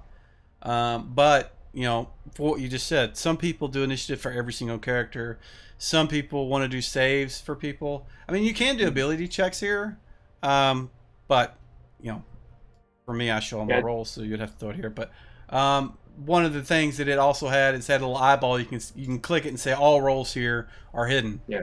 That kind of stuff. So I definitely see the use for that, and I want to add them. It's on my list. I'm going to put that, and adding surprise to that list is fairly easy. Yeah, I think like for second edition, I definitely agree with you. There's not a whole lot of rolls that you would do for an entire party. It's usually pretty situational for individuals, but certainly surprise. You don't want the players to know that they're about to get surprised. So yeah, sometimes it's nice to roll that in the background. Though if they see 10 shadow D10s thrown into the chat, they may figure it out anyway. So and I'll ask you this. I'm pretty sure that surprise is rolled, and this may be a one-ism that I'm still stuck with. My chair is sunk again. God. All right. So there's a when you make surprise checks, and I'm not certain this is a 2e thing, but it's how I do it. I think it may be something I held over from 1e, but you're only supposed to do surprise roll for the one person with the best surprise check. So in the old rules, 1e, it was the ranger. You always rolled it with a ranger because they had the best surprise check. And if he was surprised, everybody was surprised. You didn't roll it for every single person. Do you roll for every single person? I usually roll for whoever will be threatened, because otherwise I gotta have everybody roll. But I'll be honest, I have not looked too deeply into if they had a rule where it's only supposed to be whoever has the highest surprise. So I would have to dig around on that, actually. Yeah, I can't remember for sure. It's just something that I keep doing because that's just what I've done. But so if you did have multiple people rolling surprise, how would you resolve that in initiative? Basically, anybody who was not surprised could have an action, but the ones that were surprised couldn't do anything. They just have to sit it out until round 1 begins or whatever. I was listening to this. It was a podcast or a Twitch thing, and one of the things that they did when the monster surprised, they just gave them an initiative bonus to where their initiative was lower, which kind of makes sense. They didn't give them a free round of action on the whoever was surprised, and that's kind of what I mean. That's what I do. Is if you're surprised, if the party's surprised, everybody, the bad guys get one round of actions, and then we move on regular initiative. I think back in 1E was a little different. It depended on how many segments and all this other stuff that just would make my head explode if I had to figure it out again. Yeah. But I think the only issue I see is like some of the combatants may rely on their surprise for other things like backstabs and stuff. So if you had like a few people in the back line, it would be nice to roll for them, but I don't really see a way you could segment for just a few of them anyway. But yeah, it would just be nice. I use the party sheet a lot. I don't like to have to open up individual character sheets for surprise rolls and stuff, or try to find them on the combat tracker. Sometimes it's nice to just have that right there. So you know what? I'm looking at this party sheet, and UI wise, there is a huge amount of space wasted. The defenses and senses, that is completely wasted. So what I may just do is add, that surprise button that's on a character sheet. I may just add that. Yeah, even if it was individually. Add this right here to there. Just tail it on the end after AC. Just have a surprise button right there, and if you click it, it hides it. It just assumes you're rolling it there to hide it and put it there. Because everything else is well, there's not a save. I could probably put all the saves right underneath all this. Right. Yeah, you have so much room there. You could easily fit surprises and saves. And I think for the most part, that would cover down on everything the DM would probably need without the players, having to roll. Because even when I ask a player, like, roll this in the tower, their metagaming instincts kick in, and then they're trying to push for more information out of you, or they become overly defensive when you don't want them to be. So it's just nice to have ways to mitigate that a little bit. So, Cardman, you posted a comment that says, modify individually for dexterity. What did you mean? I think he's talking about the surprise rolls. It's going to be like 5 minutes before we hear his response. Yeah. Oh, I don't know if it'll be that long, but it'll be at least 20 seconds. Right now, the initiative is modified based on that user's dexterity. Yes. Yeah. The reaction adjustment, right, is what... Yes, it's based on the reaction adjustment. Roll surprise, yeah. I get that. Yeah. But yes, surprise rolls now take into account dexterity values, if that's what you're asking. Well, the upcoming patch will. Yeah.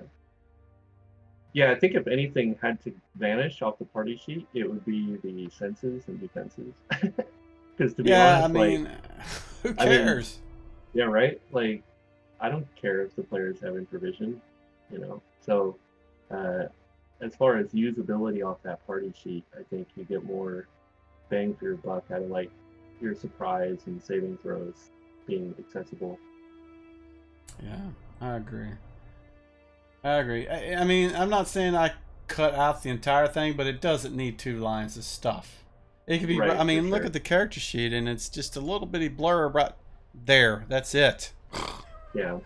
It could be that little tiny little line, on the end. I mean, honestly, I probably can cut that in half and get everything I need in that side and still have that whole thing. So, maybe in 5e they use that a lot more. I don't know.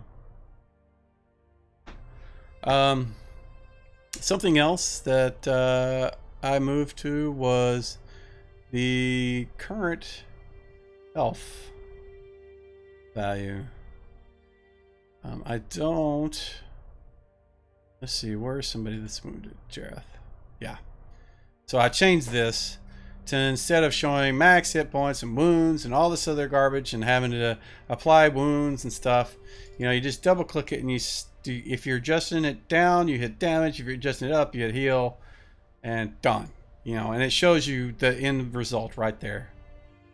I never was a fan. I mean, day one for me using Fantasy Grounds, I thought that was just, it made absolutely no sense to me. Nobody I ever knew used that in their method of tracking hit points for, you know, their tabletop games.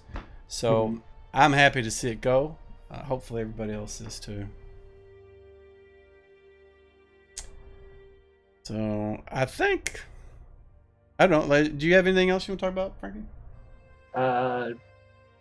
Not at the moment. I've been kind of watching the chat, looking for other ideas from these guys. They all seem to be pretty quiet.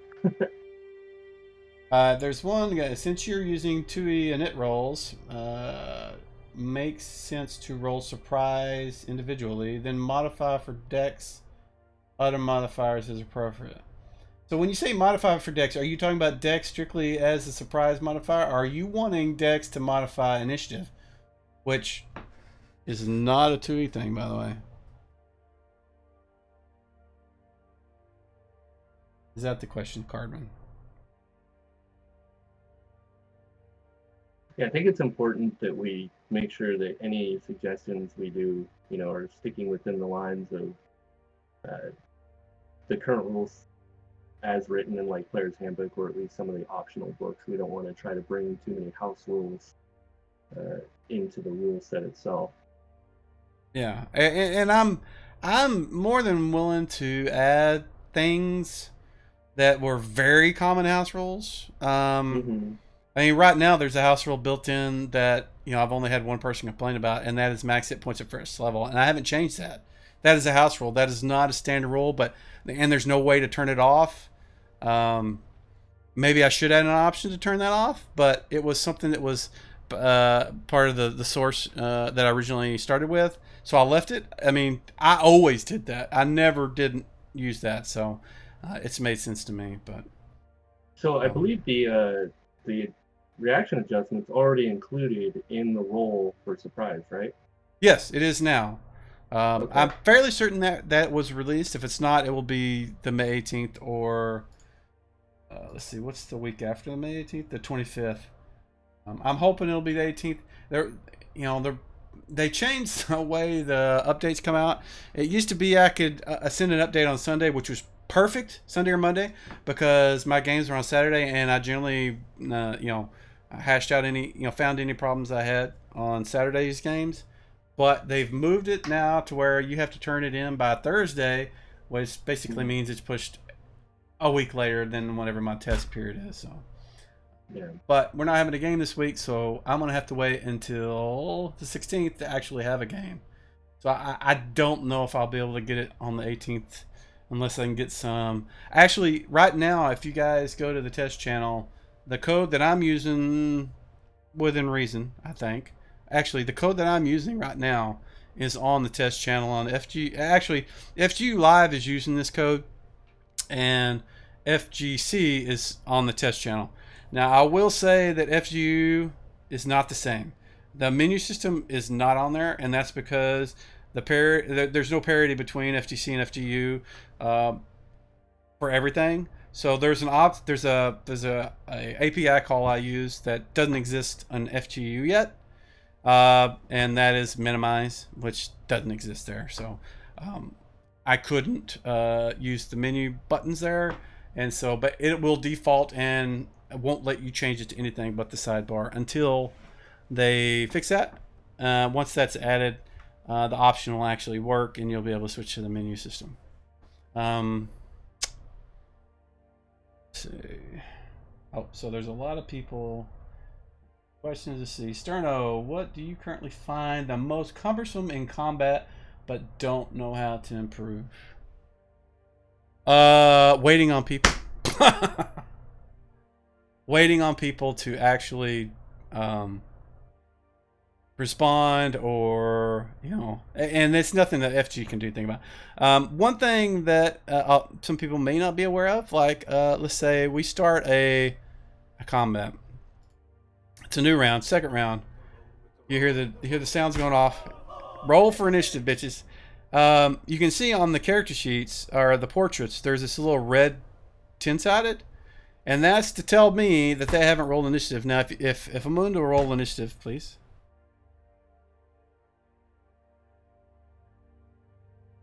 Oh, once he rolls initiative, you'll notice, boom, the red dice is gone.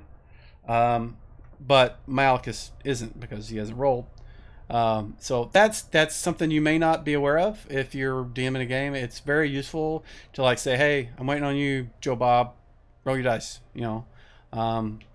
and that's really makes me aware of who's not there, who's gone AFK, that kind of stuff. But as far as just general running stuff that is just user issues, there's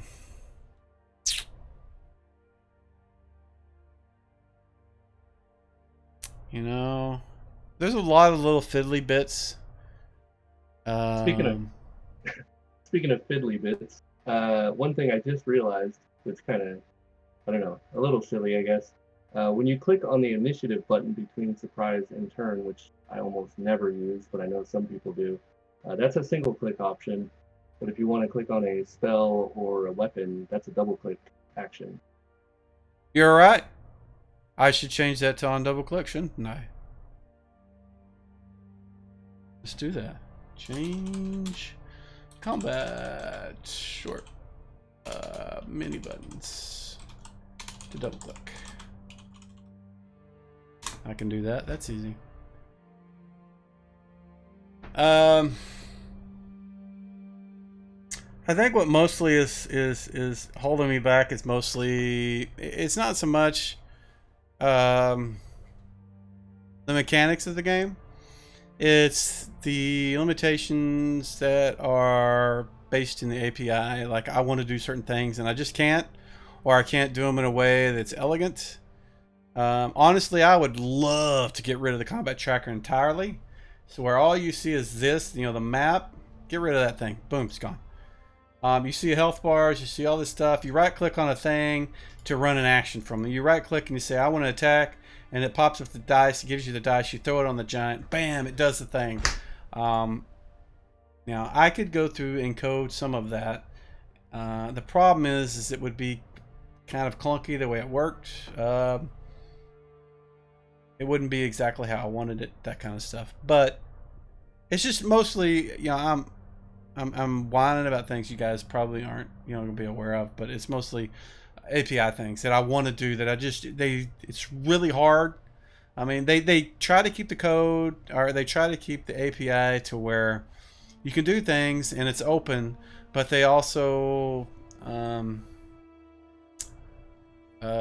it's really super generic. I mean, there's no, like, if you code anything like Java or JavaScript or C or any of this other C#, you'll know that there's you have actual controls that respond in a standard way, and all the stuff like just having drop down menus, like all this drop down stuff, this is all hand coded by me. There is no drop down menu combo box option, which just is a huge deterrent to getting anything done the right way, or the way you would expect. There's so many things that are built into those controls that make things so much easier to code. I mean, just I would love to have cascading menus, tree menus that responded the way you would expect them. I mean, it would just, the things that you could do would be awesome, but it would also change the way you would be able to modify Fantasy Grounds. And I mean, I get where they're trying to go. It's just sometimes it's really difficult to get around it. Yeah, I think for me, going back to Sterna's question about what is cumbersome in combat, and I know a lot of this is going to be resolved when FGU is more stable, is the horrible drawing mechanics on the draw tool that you use on the maps, like those thin little lines and how hard they are to get rid of. versus trying to use like the boxes and circles and stuff. Because if you're trying to add like, let's say you want to put a stinking cloud or something in an area, that's really hard to deal with. Yes. Just kind of, and also the fact that you can't do a friggin' rectangle. Yes. It always has to be a square. Oh man, I don't know how many Yeah. times I'd want to pull my hair out over not being able to do a rectangle. Hey, you want to throw a wall that's 100 feet long, and you can't do it. You just got, Yeah. oh, okay, well, here's a line. Just pretend that's a wall.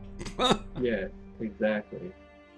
Yeah, it's really, it should be like, if you go up 1 square and then over to the right 10 squares, that should be a 1 square wide 10 or 1 square tall 10 square wide rectangle. I don't see why that can't be a thing. Yeah. So, and I think a lot of that will be resolved in FGU. Just I don't know when FGU is going to come out, so it's Well, I mean, with FGU they have the painter and stamp tools, so you can literally just stamp a token, and it just sits there. It doesn't like get affected by player tokens or whatever, which is nice. Yep. So let's see. Your melees for so many people. How do you keep things going at a pretty nice pace? So that's I mean, it really depends on your players, but I'm constantly, whenever initiative is going, I'm trying to, these guys need to have their actions sorted out before it comes to them. And so whenever I've got it also set up to where whenever it's their turn, it dings on them. I'm aware of who's going, and if they don't respond within like 5 seconds, I'm like, John, James, whoever you are, whoever the person is, waiting on you guys. We need you to go. And if they don't, if they don't respond within like 15 seconds, I'm like, okay, I will drag the initiative button to the next person. I'll change their initiative to 99. If they don't show up by the end of the round, they lost their round. They were too distracted, and go on. I just, with the games that we play, I mean, there's been times when we've had 9 people in the game. I mean, our average is probably 6 to 7, but I can't wait for you if you're having, if you're talking to your wife, I don't care. Do whatever you need to do. Just don't get mad when you come back and we skipped you, And I don't think anybody's ever been upset. I think, and most of the time, it hasn't been an issue. But you just gotta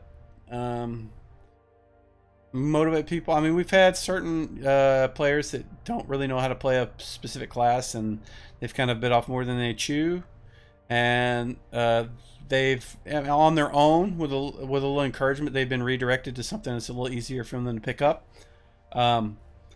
Somebody that's not familiar with playing a wizard, it's going to take them a long time to figure stuff out. But most of the guys that we play with, Frankie, he's been playing for a long time. All the guys that I grew up, Robbie, Brian, I didn't grow up with Charles, but I've played games with him since EverQuest 1999. Peter I've known since the mid-90s. So, I mean, all these guys we played with a lot. There's a couple of, I say Peter, he's not even in our game, but there's a lot of people that are in the group that are old farts, and I can say, get your ass in gear or something to them, but most of the new guys, like Frankie, I mean, he's got his shit together. I don't have to wait for him. So Jolomon's kind of another one of those guys. I've played with him in EQ since 1999, I think. Yeah, it really helps too if you have a player or two that's pretty familiar with Fantasy Grounds and can help from the player's side of the house. Because I think, especially from like when you're DMing, you forget like how limited the options are on the client side, and you'll sometimes be explaining options that they can't see. I've done that a couple times. Yes, like this. Last week, I was trying to describe this freaking navigator thing that you guys can't see, and I was like, why the heck? I mean, after I figured that out, I'm like thinking, man, why the heck is this not on their side? I mean, because seriously, I could go click, and boom. And if a user can't have that, why not? Because that's awesome. That should be there. Get rid of this freaking gold button. That is dumb. Use the navigator button. You click on that, it brings up the navigator is what it should do. But yes, I totally agree. I there's a lot of things that I don't know, like the combat tracker for players. I haven't looked at it since I played Friday, and before that, it had probably been at least 8 months since I looked at it. Let's see. I'm gonna scroll down some more. Question about running a game. Then the rule set. How do you handle party movement through the dungeon? Do you just let everyone drag tokens willy-nilly? Have one party leader move everyone else once it matters? Or something else? Kind of both. I've kind of let them do both. Sometimes I'll just let them do whatever they want. If they're in an area that that I really need to know exactly whether I'll just lock it. And they'll say, "Oh, I want to move over here and check this out." And sometimes we'll be in a large area, and they'll say, "I want to go check out this." They don't have to move the token; they just tell me where they're going. And honestly, I'm much more flexible if I don't have a map for them to see, and we're playing at theater of the mind. And I think the party would probably benefit from not using the map just because of that. But they really like having a map, so. I'm a little more restrictive when that happens because, there's like a pile of people. You can only get so many in a pile. But, if it was theater of the mind, I'd say, hell yeah, you can all get up there and attack whatever it is. But, it's insofar as that goes, if they're like, if we're all in a room and Robbie says, I want to go search through the desk, or somebody wants to go search in the little cubby on the other side, they don't have to move their tokens over there to do that. They can just say that. If we're in a combat though, and the map is up and there's monsters on it, tokens are locked, and they have to move, say where they're going to move.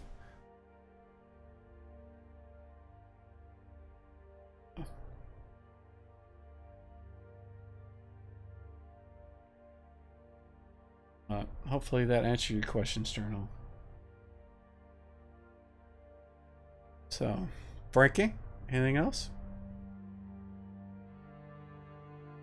At the moment, I'm not thinking of anything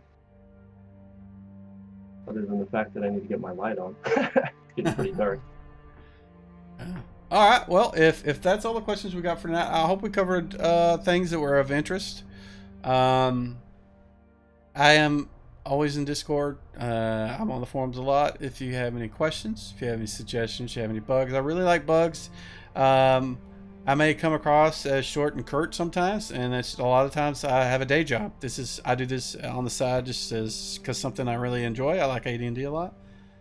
So there may be times that I'm working and you'll say, hey, I found this bug. And I say, okay, cool. Or I may ask you for more details, please.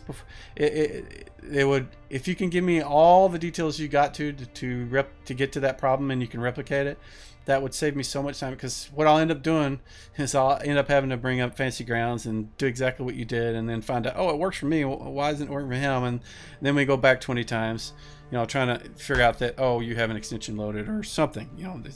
It's not that that's always the case. I mean, there's a lot of times that I've actually broken things, like you can see tonight I broke something in the party sheets for dropping items. But just try to get all the data you can. As far as suggestions, I'm open to them, especially if they are within the rules of 2E, particularly the core rules. If it's in the Player's Handbook, Monster Manual, or DM's Guide, I am all for it. You start talking about humanoids, Handbook of Humanoids and that kind of stuff, I'm a little leery of it. But if it's something that there's content released for, that's for sale, I want you guys to be able to do everything that the books say within reason. There are certain things that are just very complicated and will require you to do it manually. There's just with the limitations of the API and everything else, there's just certain things that just can't be done in a way that wouldn't make the user interface just even more cluttered and complicated. Right, and you can have too much automation. You don't want to rely on everything too much. I fall into this trap a lot, where I stop looking at the chat log because I'm just expecting math to be right. Yeah, and I'm terrible at math. I don't like it. I have this like mental block in my head to see numbers. So if I have like 2-3 digit numbers to add together, I can't do it in my head. I have to get a piece of paper and write it down. So I am all about automating out math. I hated THACO back in the day, like everybody else, because of my math problem, my seeing numbers problem. I ended up writing out just a chart, and I would roll and I'd see the number and I could do it. But I mean, Fantasy Grounds can abstract that out. You don't need to know THAC0. Who cares? I mean, my goal is to make the rule set easy enough to where somebody that knows how to use Fantasy Grounds. I want Fantasy Grounds to be the barrier to entry. Honestly, I would rather that not, but right now I don't have a choice. I want Fantasy Grounds to be the barrier to entry to the game. So if they know how to use Fantasy Grounds, you know how the basic interface functions work, they can play AD&D. That's what I want to do. So hopefully that's what it'll end up being.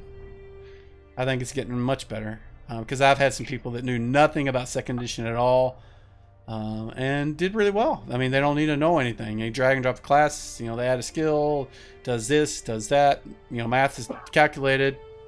You know, they don't need to know that the cap of Fireball is 10d6, or they get, 76 at 7th level. You know, they don't need to know any of that. They just click the button and it does it for them. So.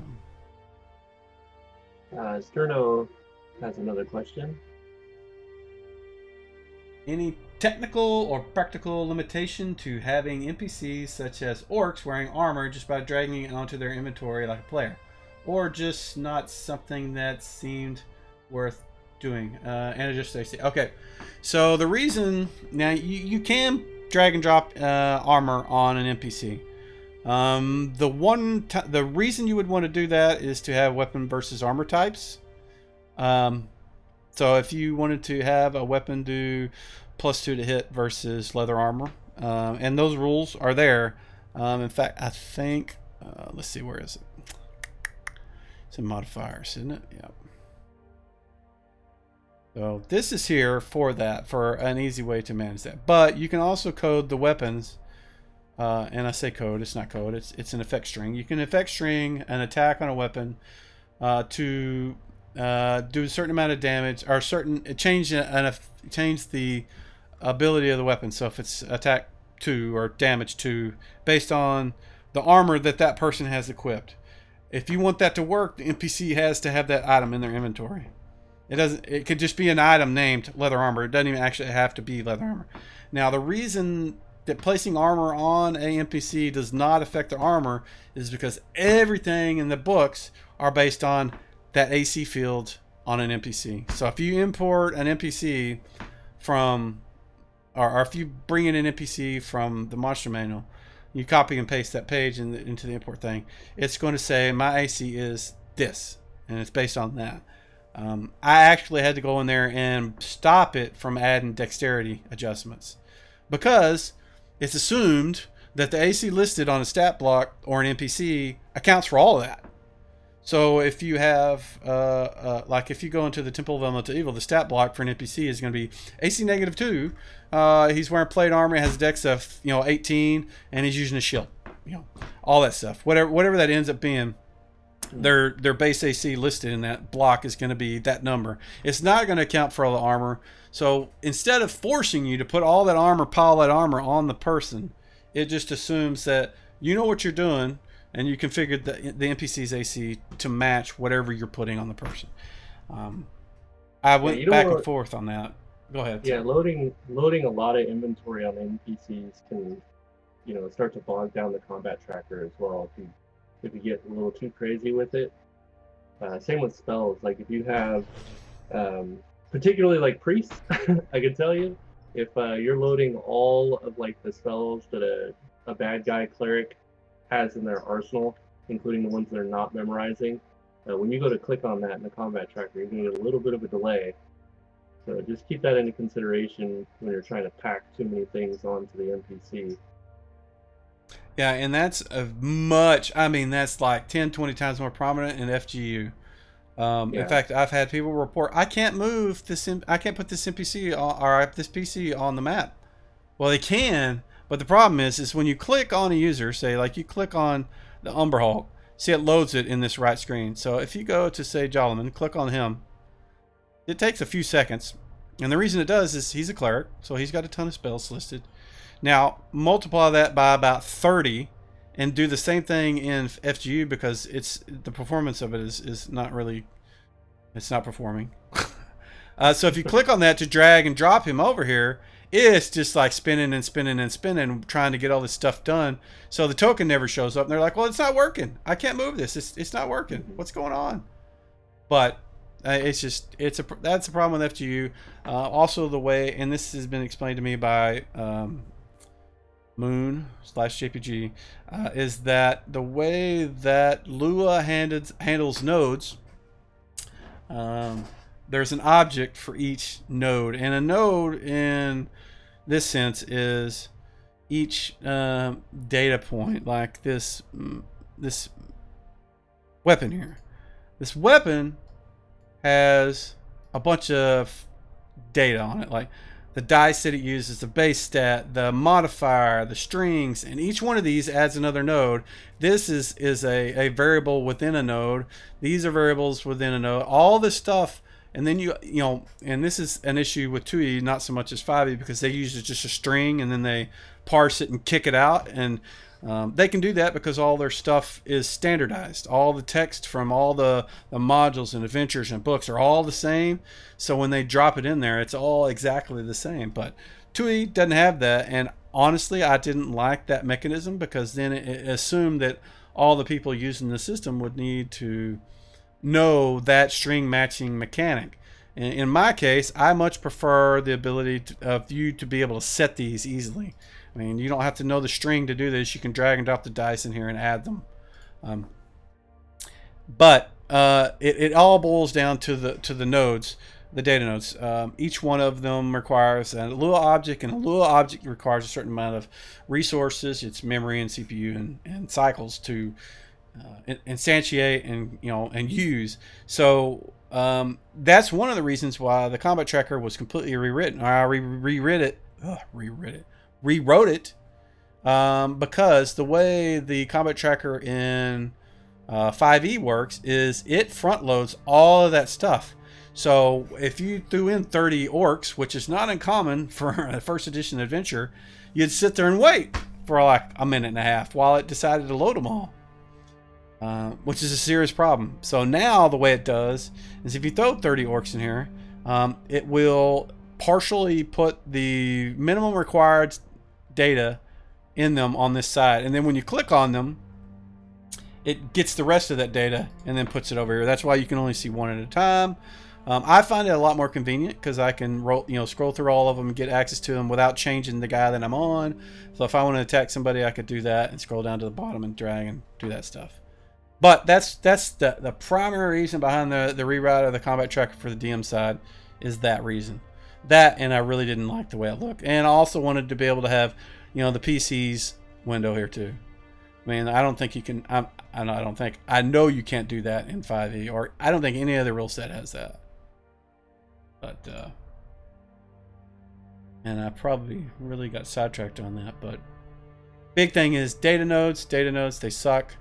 John has talked about various ways to fix it, but it requires it would break every rule set. It would break everything, and he's not interested in doing that, at least right now. I don't know if he'll ever be interested in doing it. Right now, they're just trying to get their heads above water and get FGU out, I think. So, so that's, long story short, you can't put inventory items on NPCs. And they're useful for, like, if you're giving them a ring of fire resistance, you can, you give them a ring of fire resistance and you equip it. The effects from those items will be applied when they're thrown into the combat tracker. You can also just place it directly on the NPC under the effect features. Like, this is where most of them are put. This is a closet, so it's naturally occurring, but if you didn't want to put the item on the person, you could put the same effects, just copy and paste the effects from the ring of fire resistance right into here, click and add, click the button, and then just paste it there. This is something else that's not in other rule sets, is this little thing to where it'll try to help you navigate through the confusing world of effects. It's it's not super, but with what I could do, I thought it worked out really well. But I generally use just this string option and paste it because I'm familiar. But if you're not, and you want to just say, hey, I want to give them a save versus breath of 2 or 23 in this case, you could do that, and it's fairly easy for somebody that's not familiar. in the past you would have to know breath colon 23, and that's, you know, that would be the way you would have to do it, because you wouldn't know any other way. Right. Still nice to graduate into learning those strings if you can, because some of the more advanced ones that I know Mike and I probably use, you know, they're not as dynamic. You have to kind of type them in. Yes, and in fact, let me post a link to the documentation. If you don't use the documentation, you absolutely need to go look at the documentation, because I went through and wrote all the stuff for a lot of the, most of it's from the user side, not from a DM side. And there's the link. That is the most current, and I modify it almost weekly, change things, add things. Things that I forgot, but the ones to look at is the under effects, the general effects reference, and then also under powers, there's a spells powers section, and that will give you some examples on how to use it for spells. So that'll cover most of what, you know, people might have a use for. There are definitely some weird ways to use it. I mean, like what me and Frankie were talking about with the absorb and the armor and all that. That wasn't something that, you know, I really thought about whenever I wrote that doc. So, but as I add new things, it'll definitely go in there. Yeah. So one of the things I like to do a lot is when I have an idea for some house rule, or even maybe an obscure rule I found in the options book, I'll typically think of a spell that has a similar action, and then I'll go find that spell. I'll see whatever Mike wrote for the effect string, and then I'll just copy and paste it and modify the numbers as I need to. Trying to memorize all those effect strings can get pretty daunting. I don't pretend to have them all memorized for sure. I was gonna say, I still to this day, whenever I need to add magic resist, like they require +1 to hit, and I've been doing this for I don't know, 2 years now. I will load up the vampire. And just copy and paste his string, because it's just, I mean, yes, I could probably do it, but I mean, there's so many little fiddly bits that can go wrong. Yeah, you can see I already have a copy here. Yeah, colon versus semicolon, little things will mess you up real quick. Copy paste that, remove silver, remove poison, boom, you're done. It'll automatically, you know, assume that, you know, they're magic. And you know what I probably should do is add a baseline effect thing, like here. I should add just like magic +1, magic +2, magic +3, magic +4, and +5 in here, so that you could just. But I mean, it doesn't really have any use for a PC, which is what these are for. So I don't know. Right. And Cardman asks, have you considered having custom spell area of effect templates to drop on the map? Circles, cones, squares, etc. You know, honestly, I have not really been looking into that stuff, because I'm waiting for FGU, because this whole FGC map system is gone. This entire thing is gone. It's completely changing, adding layers, adding all that stuff. The API is going to change. I have no idea what's going to go on. I absolutely want that. I was actually doing some code proof of concept for having it to where, and my initial plan was to like have a token, and then if that token space touched any other token, it would, I could do something based on that. So the idea was, you know, he's talking about having a template, so you could have a fireball token, you drop it on the map, and then do something. I hit a button or right click the token and say select these or something. I hadn't decided yet, but anything that token was touching, which would be, you know, you would set the size of the token based on the spell. So like you wanted 30 foot, you adjust the size to what you wanted, and then you would drop it on the map, right click, and say target everything that is touching. That was the idea, and I got the proof of concept working as far as it would select, you know, or it wouldn't select, it would tell me which tokens were, you know, touching, and it was doing it accurately. But that was as far as I took it, because I still I don't know what's going to happen to FGU. I mean, there's so many things that are just up in the air. And layers will help, like being able to have something like that on a separate layer, and then hide it, and various other things. So it's really just kind of I think Diablo Bob does something like that. He's got a mod or something to where he can stick a token on a map and click a button on the spell, and it will select things within that. So I think there's something like that. It's not that it's impossible. I just, right now, the current mapping system is just super duper ancient and clunky, and I don't want to spend a lot of time with things that I don't think are going to be there in FGU. So hopefully that answered your question. I want to. I definitely would love to be able to have, the person say, I'm going to cast Cone of Cold, and they just have a button that says, or something that toggles like a little flashlight for the cone in front of them. They put it where they want, and they say select, and it selects them. I mean, that would be awesome. I mean, that may be a little too much. I don't know. But I mean, I don't know. I have a lot of these ideas that I throw around that end up not getting used because it's just too complicated.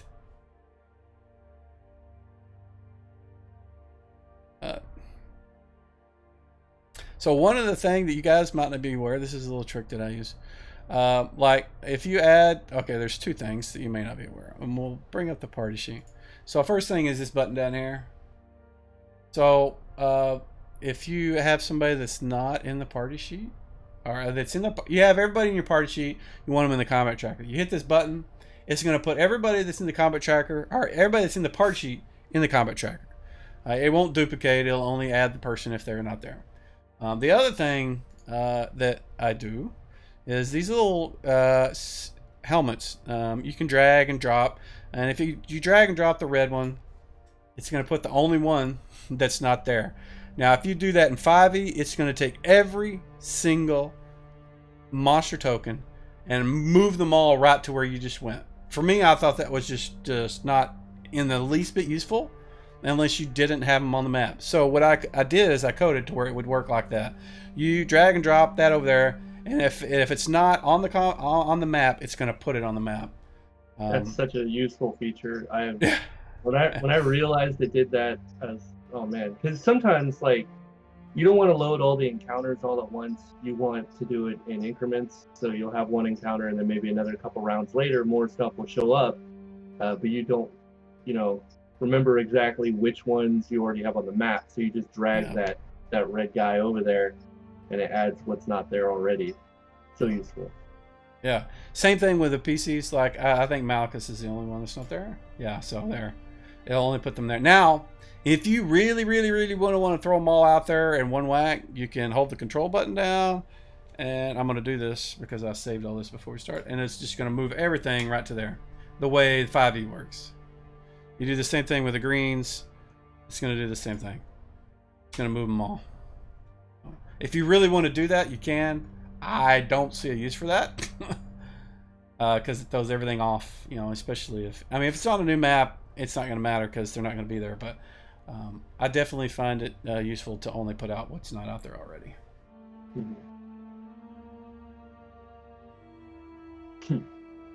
I hate that diagonal positioning. It puts them all in. Yeah, and that's something else I was thinking about changing, but again, I'm just going to wait till FGU because maybe they'll have a better way. My idea would be to just stick one in the center and then start spinning around and just add them all in a circle. Just you stick one here, stick the next one here, stick the next one here, stick that one here, and just keep going, around that guy, spreading out. Yeah. Doing like that. Next guy goes there, next guy, and just keep going to where they're all in a pile, because you put them on the line. If you got a huge amount, I've had them where they were all the way up here when it was a bunch of bad guys.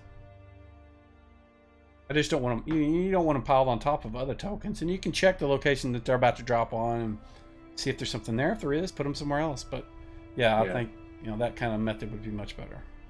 How hard would it be to do like an old school Baldur's Gate like little formation option? Yeah, I don't know. Ask me after I get the piling them up in a circle, and we'll see. Okay. Yeah. It may be possible. But again, it's not, I mean, that would be useful if everybody was the same. You were playing, you know, one guy had 10 guys.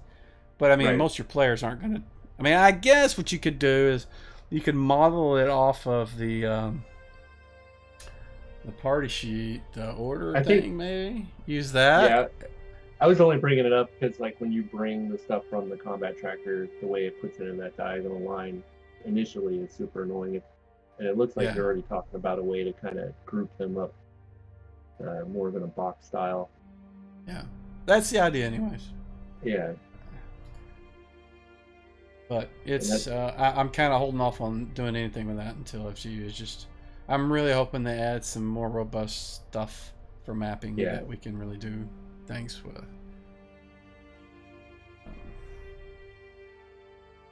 Would look so cool with some bling little graphics. Sort of cloggy to look at.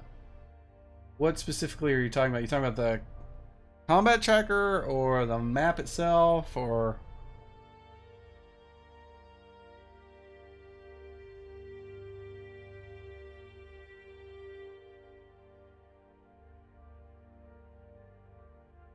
Waiting for him to respond. But yeah, so.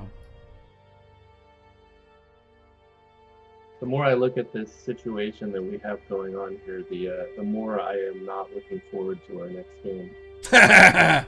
Yeah, and you're cheating. You're looking at my monsters, man. I mean, yeah, I mean, I'm not gonna remember this. I promise you that. It's so hard for me to like keep my my player side intact. I have to write notes and pay attention because I know once we're done here, I'm gonna get back to work on my own campaigns. I only have so much brain capacity these days. Yes.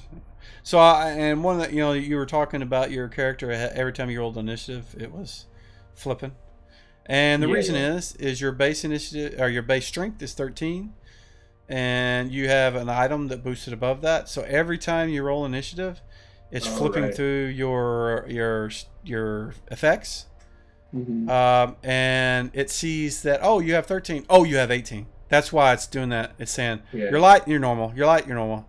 I don't know how to get around that yet. Yeah,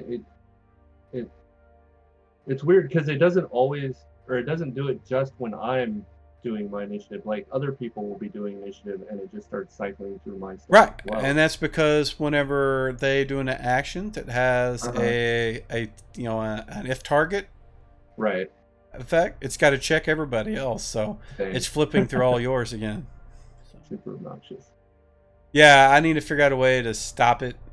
You know, you know, if you would dump some of your shit, you wouldn't be overloaded. It wouldn't pop up. So I mean, that's why it just kind of started. So I'll throw that bag of holding on the ground right now. You do? Yeah, the bag of holding is not the heavy thing. Right. Hey, did we go into how you adjusted inventory management locations instead of typing in like backpack or whatever? Oh yeah, I can show that. And I did a couple of little short blurbs on forums about this. But let's see. I mean, that stuff vanishes pretty fast. I don't know.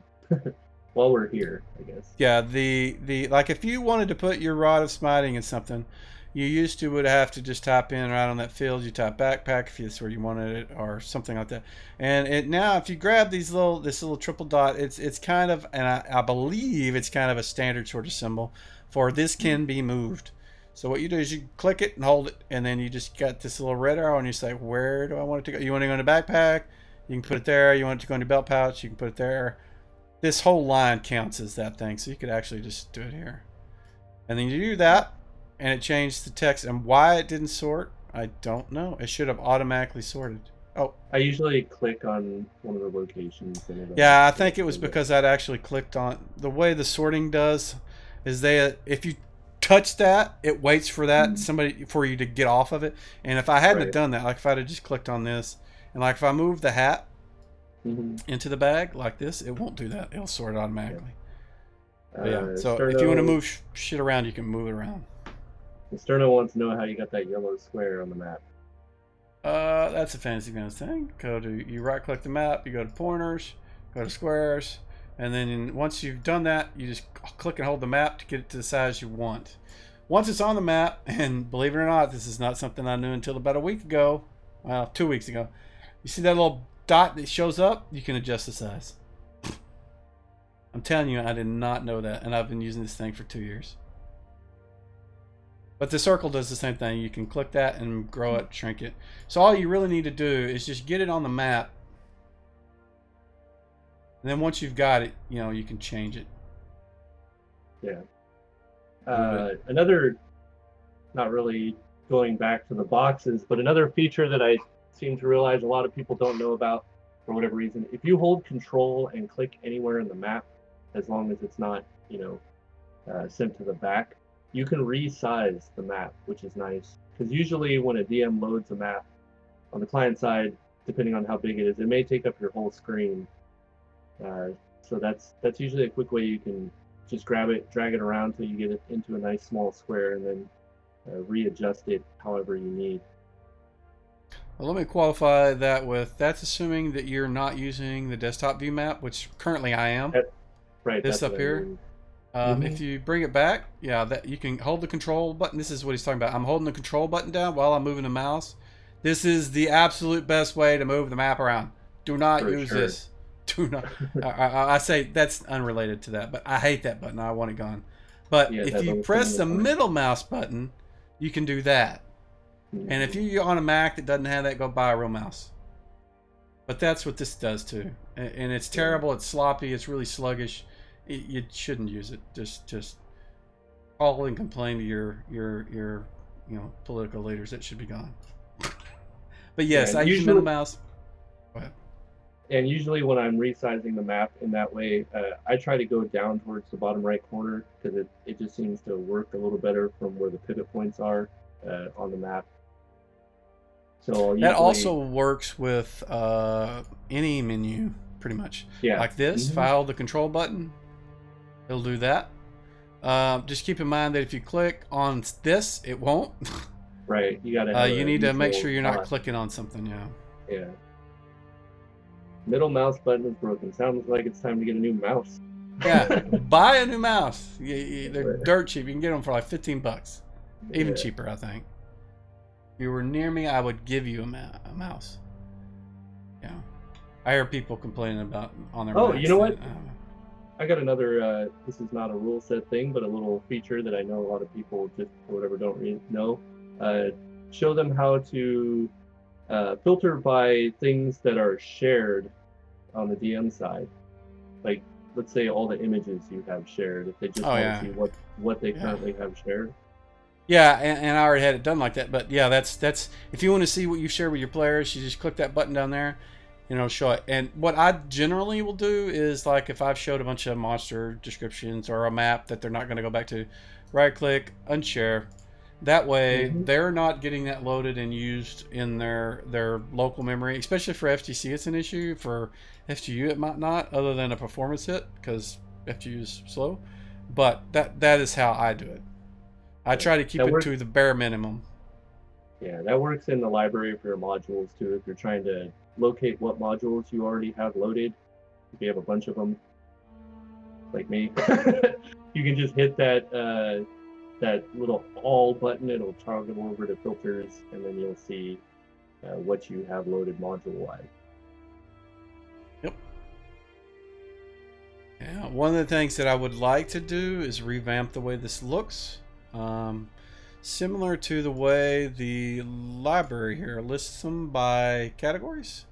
Like, so you can see this is listed in TUI, this is accessory, this is my garbage. This is this is again my garbage. There shouldn't be an S on the end of that. But what I would like for it to have these listed, like all the handbooks would be under a section with handbooks. And then another section says adventures, another one says books. Because, you know, you just get this page of just endless. I mean, it's just pages and pages of stuff. I mean, yes, you can search right down here, but it's, you know, if you don't know what you're looking for, it's not helpful. Yeah. Also, we were talking about this last night, but more DM stuff. Just talking about, like, forcing modules on the players when they load in is something I think has a lot of value. Yeah, and I'm going to look at that. I will probably do that as an extension because I don't know what Smartworks' opinion on that is going to be. They may be okay, and I actually am kind of wanting to do that anyways because I would like to have I want to have a reference manual for 2E so that I can use it to show updates like this menu thing. I would love to be able to, if the first time they log in since that update came out, it'll pop up a reference manual page, say, hey, here's what the current system looks like, here's what the new system looks like. If you want to turn it on, you go here in images and text and have all that kind of there on like a reference manual. It's what I would like to do. It's it would take that's one reason I may delay the push out for this version, but I may just again, this is stuff that's rolling around my head. I got a ton of stuff that I would like to do, but that's one reason I would like to do it. But having the ability to force users to always load the player's handbook when they connect would be awesome. Because you know you want new users to not have to figure all this stuff out the first time they log in. You know, trying to teach somebody how to use Fantasy Grounds the first time, and it's like a 2-hour ordeal, and that's not even getting into the rule system. Right. Yeah, and you got to do all that before you get into making a character, especially for new players. And it's like, okay, we got to take baby steps. And I know they just want to get in and play. There's a bit of a learning curve, unfortunately, but anything we can do to mitigate silly stuff like loading modules, I think, is got real value to it. Yeah. Anything that can take the load off of the first time, users trying to figure out how it works. Later on they can understand how to do that. Initially, they don't need to know. They need to know how to be able to get to a character sheet, how to add a class, add an NPC, or add abilities to it, that kind of stuff. You want to try to make it as simple, because I mean these people get in, and I think this is the biggest hurdle for Fantasy Grounds is user interface. People just have, I mean, that my user, and Bill, the UI guy, he really has a problem with a lot of the interface stuff because it's just the opposite of what they're taught on how to do things. And I get why some of it's done, and I wish that there's a little more motivation to get some of that stuff changed. I get wanting to have a unique style. I mean, there's nothing wrong with wanting to have a unique style, and you can still have that and have an interface that is user friendly. It's more modern. People, 2000, in back in 2000, 2002, whenever this first came out, everything was kind of like that. The way this interface was set up. But nowadays it's everybody has menus. They have very convenient things that you can have secondary windows that pull out that you don't have to be. And I know this is a Unity issue where they have problems with you can't have like the interface on one and the map on the other. There's some issues with that, and I get that. I understand that. That's a limitation of what they're using, but all this other stuff, they could definitely just make a huge amount of progress on it. If it was, a priority, I think. And right now, they've got other priorities, and I get it, but it's frustrating.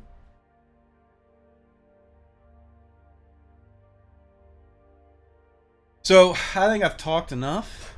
I hopefully answered everybody's questions. If you have any more, like I said, jump on the forums post, jump in Discord, the AD&D on the Fantasy Grounds Discord. I'm there almost all the time. If I don't respond, I will, probably later. Again, bug reports, I love them. Even though I may not act like it at the moment, I do. Yeah, I will say Mike's really great at fixing them in a timely manner. I've dealt with some other systems, I'll say, where you put in a request and it just gets put off or you don't get an answer, and I've never had that problem with Mike. So don't be afraid to come forward, and you just have questions, like you said, go in the Discord. I try to troll that as much as I can, and just ask questions. Nobody's going to jump on you for bad questions, or even if you feel like you checked it and you just missed something, we're still going to answer it.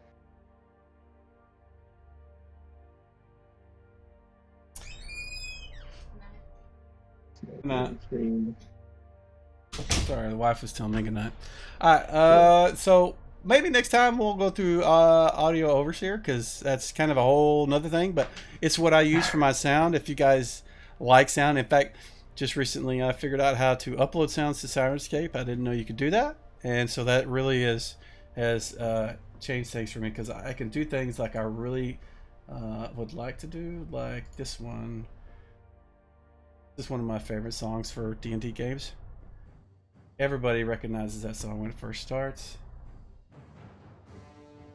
It's pretty quiet because I like it quiet, but that is Conan. So maybe I'll show you guys how to do that next time we do this. I don't know when it'll be, because next week is our game. Next week will be our normal game, and in fact, when we get done here, what I probably will do is start up a rerun of Ravenloft. The second part of that, I think the last time I did a not running a game, I ran Ravenloft 1, so I'll run the second session we ran for Ravenloft and let that run. And if there's no more questions, I think we'll call it there. Frankie, you have any last words that you would like to? I don't. Pass on? Thanks for taking the time to do this, and if you guys have questions, like I said, don't be afraid to ask. We will answer them if we can. And I appreciate you being here. You have definitely been a person to bounce off things to me that I would not have noticed or thought to show. So that is definitely helpful. So we will call it there, gentlemen. After I get this shut down, what I will probably do is set up a raid of somebody.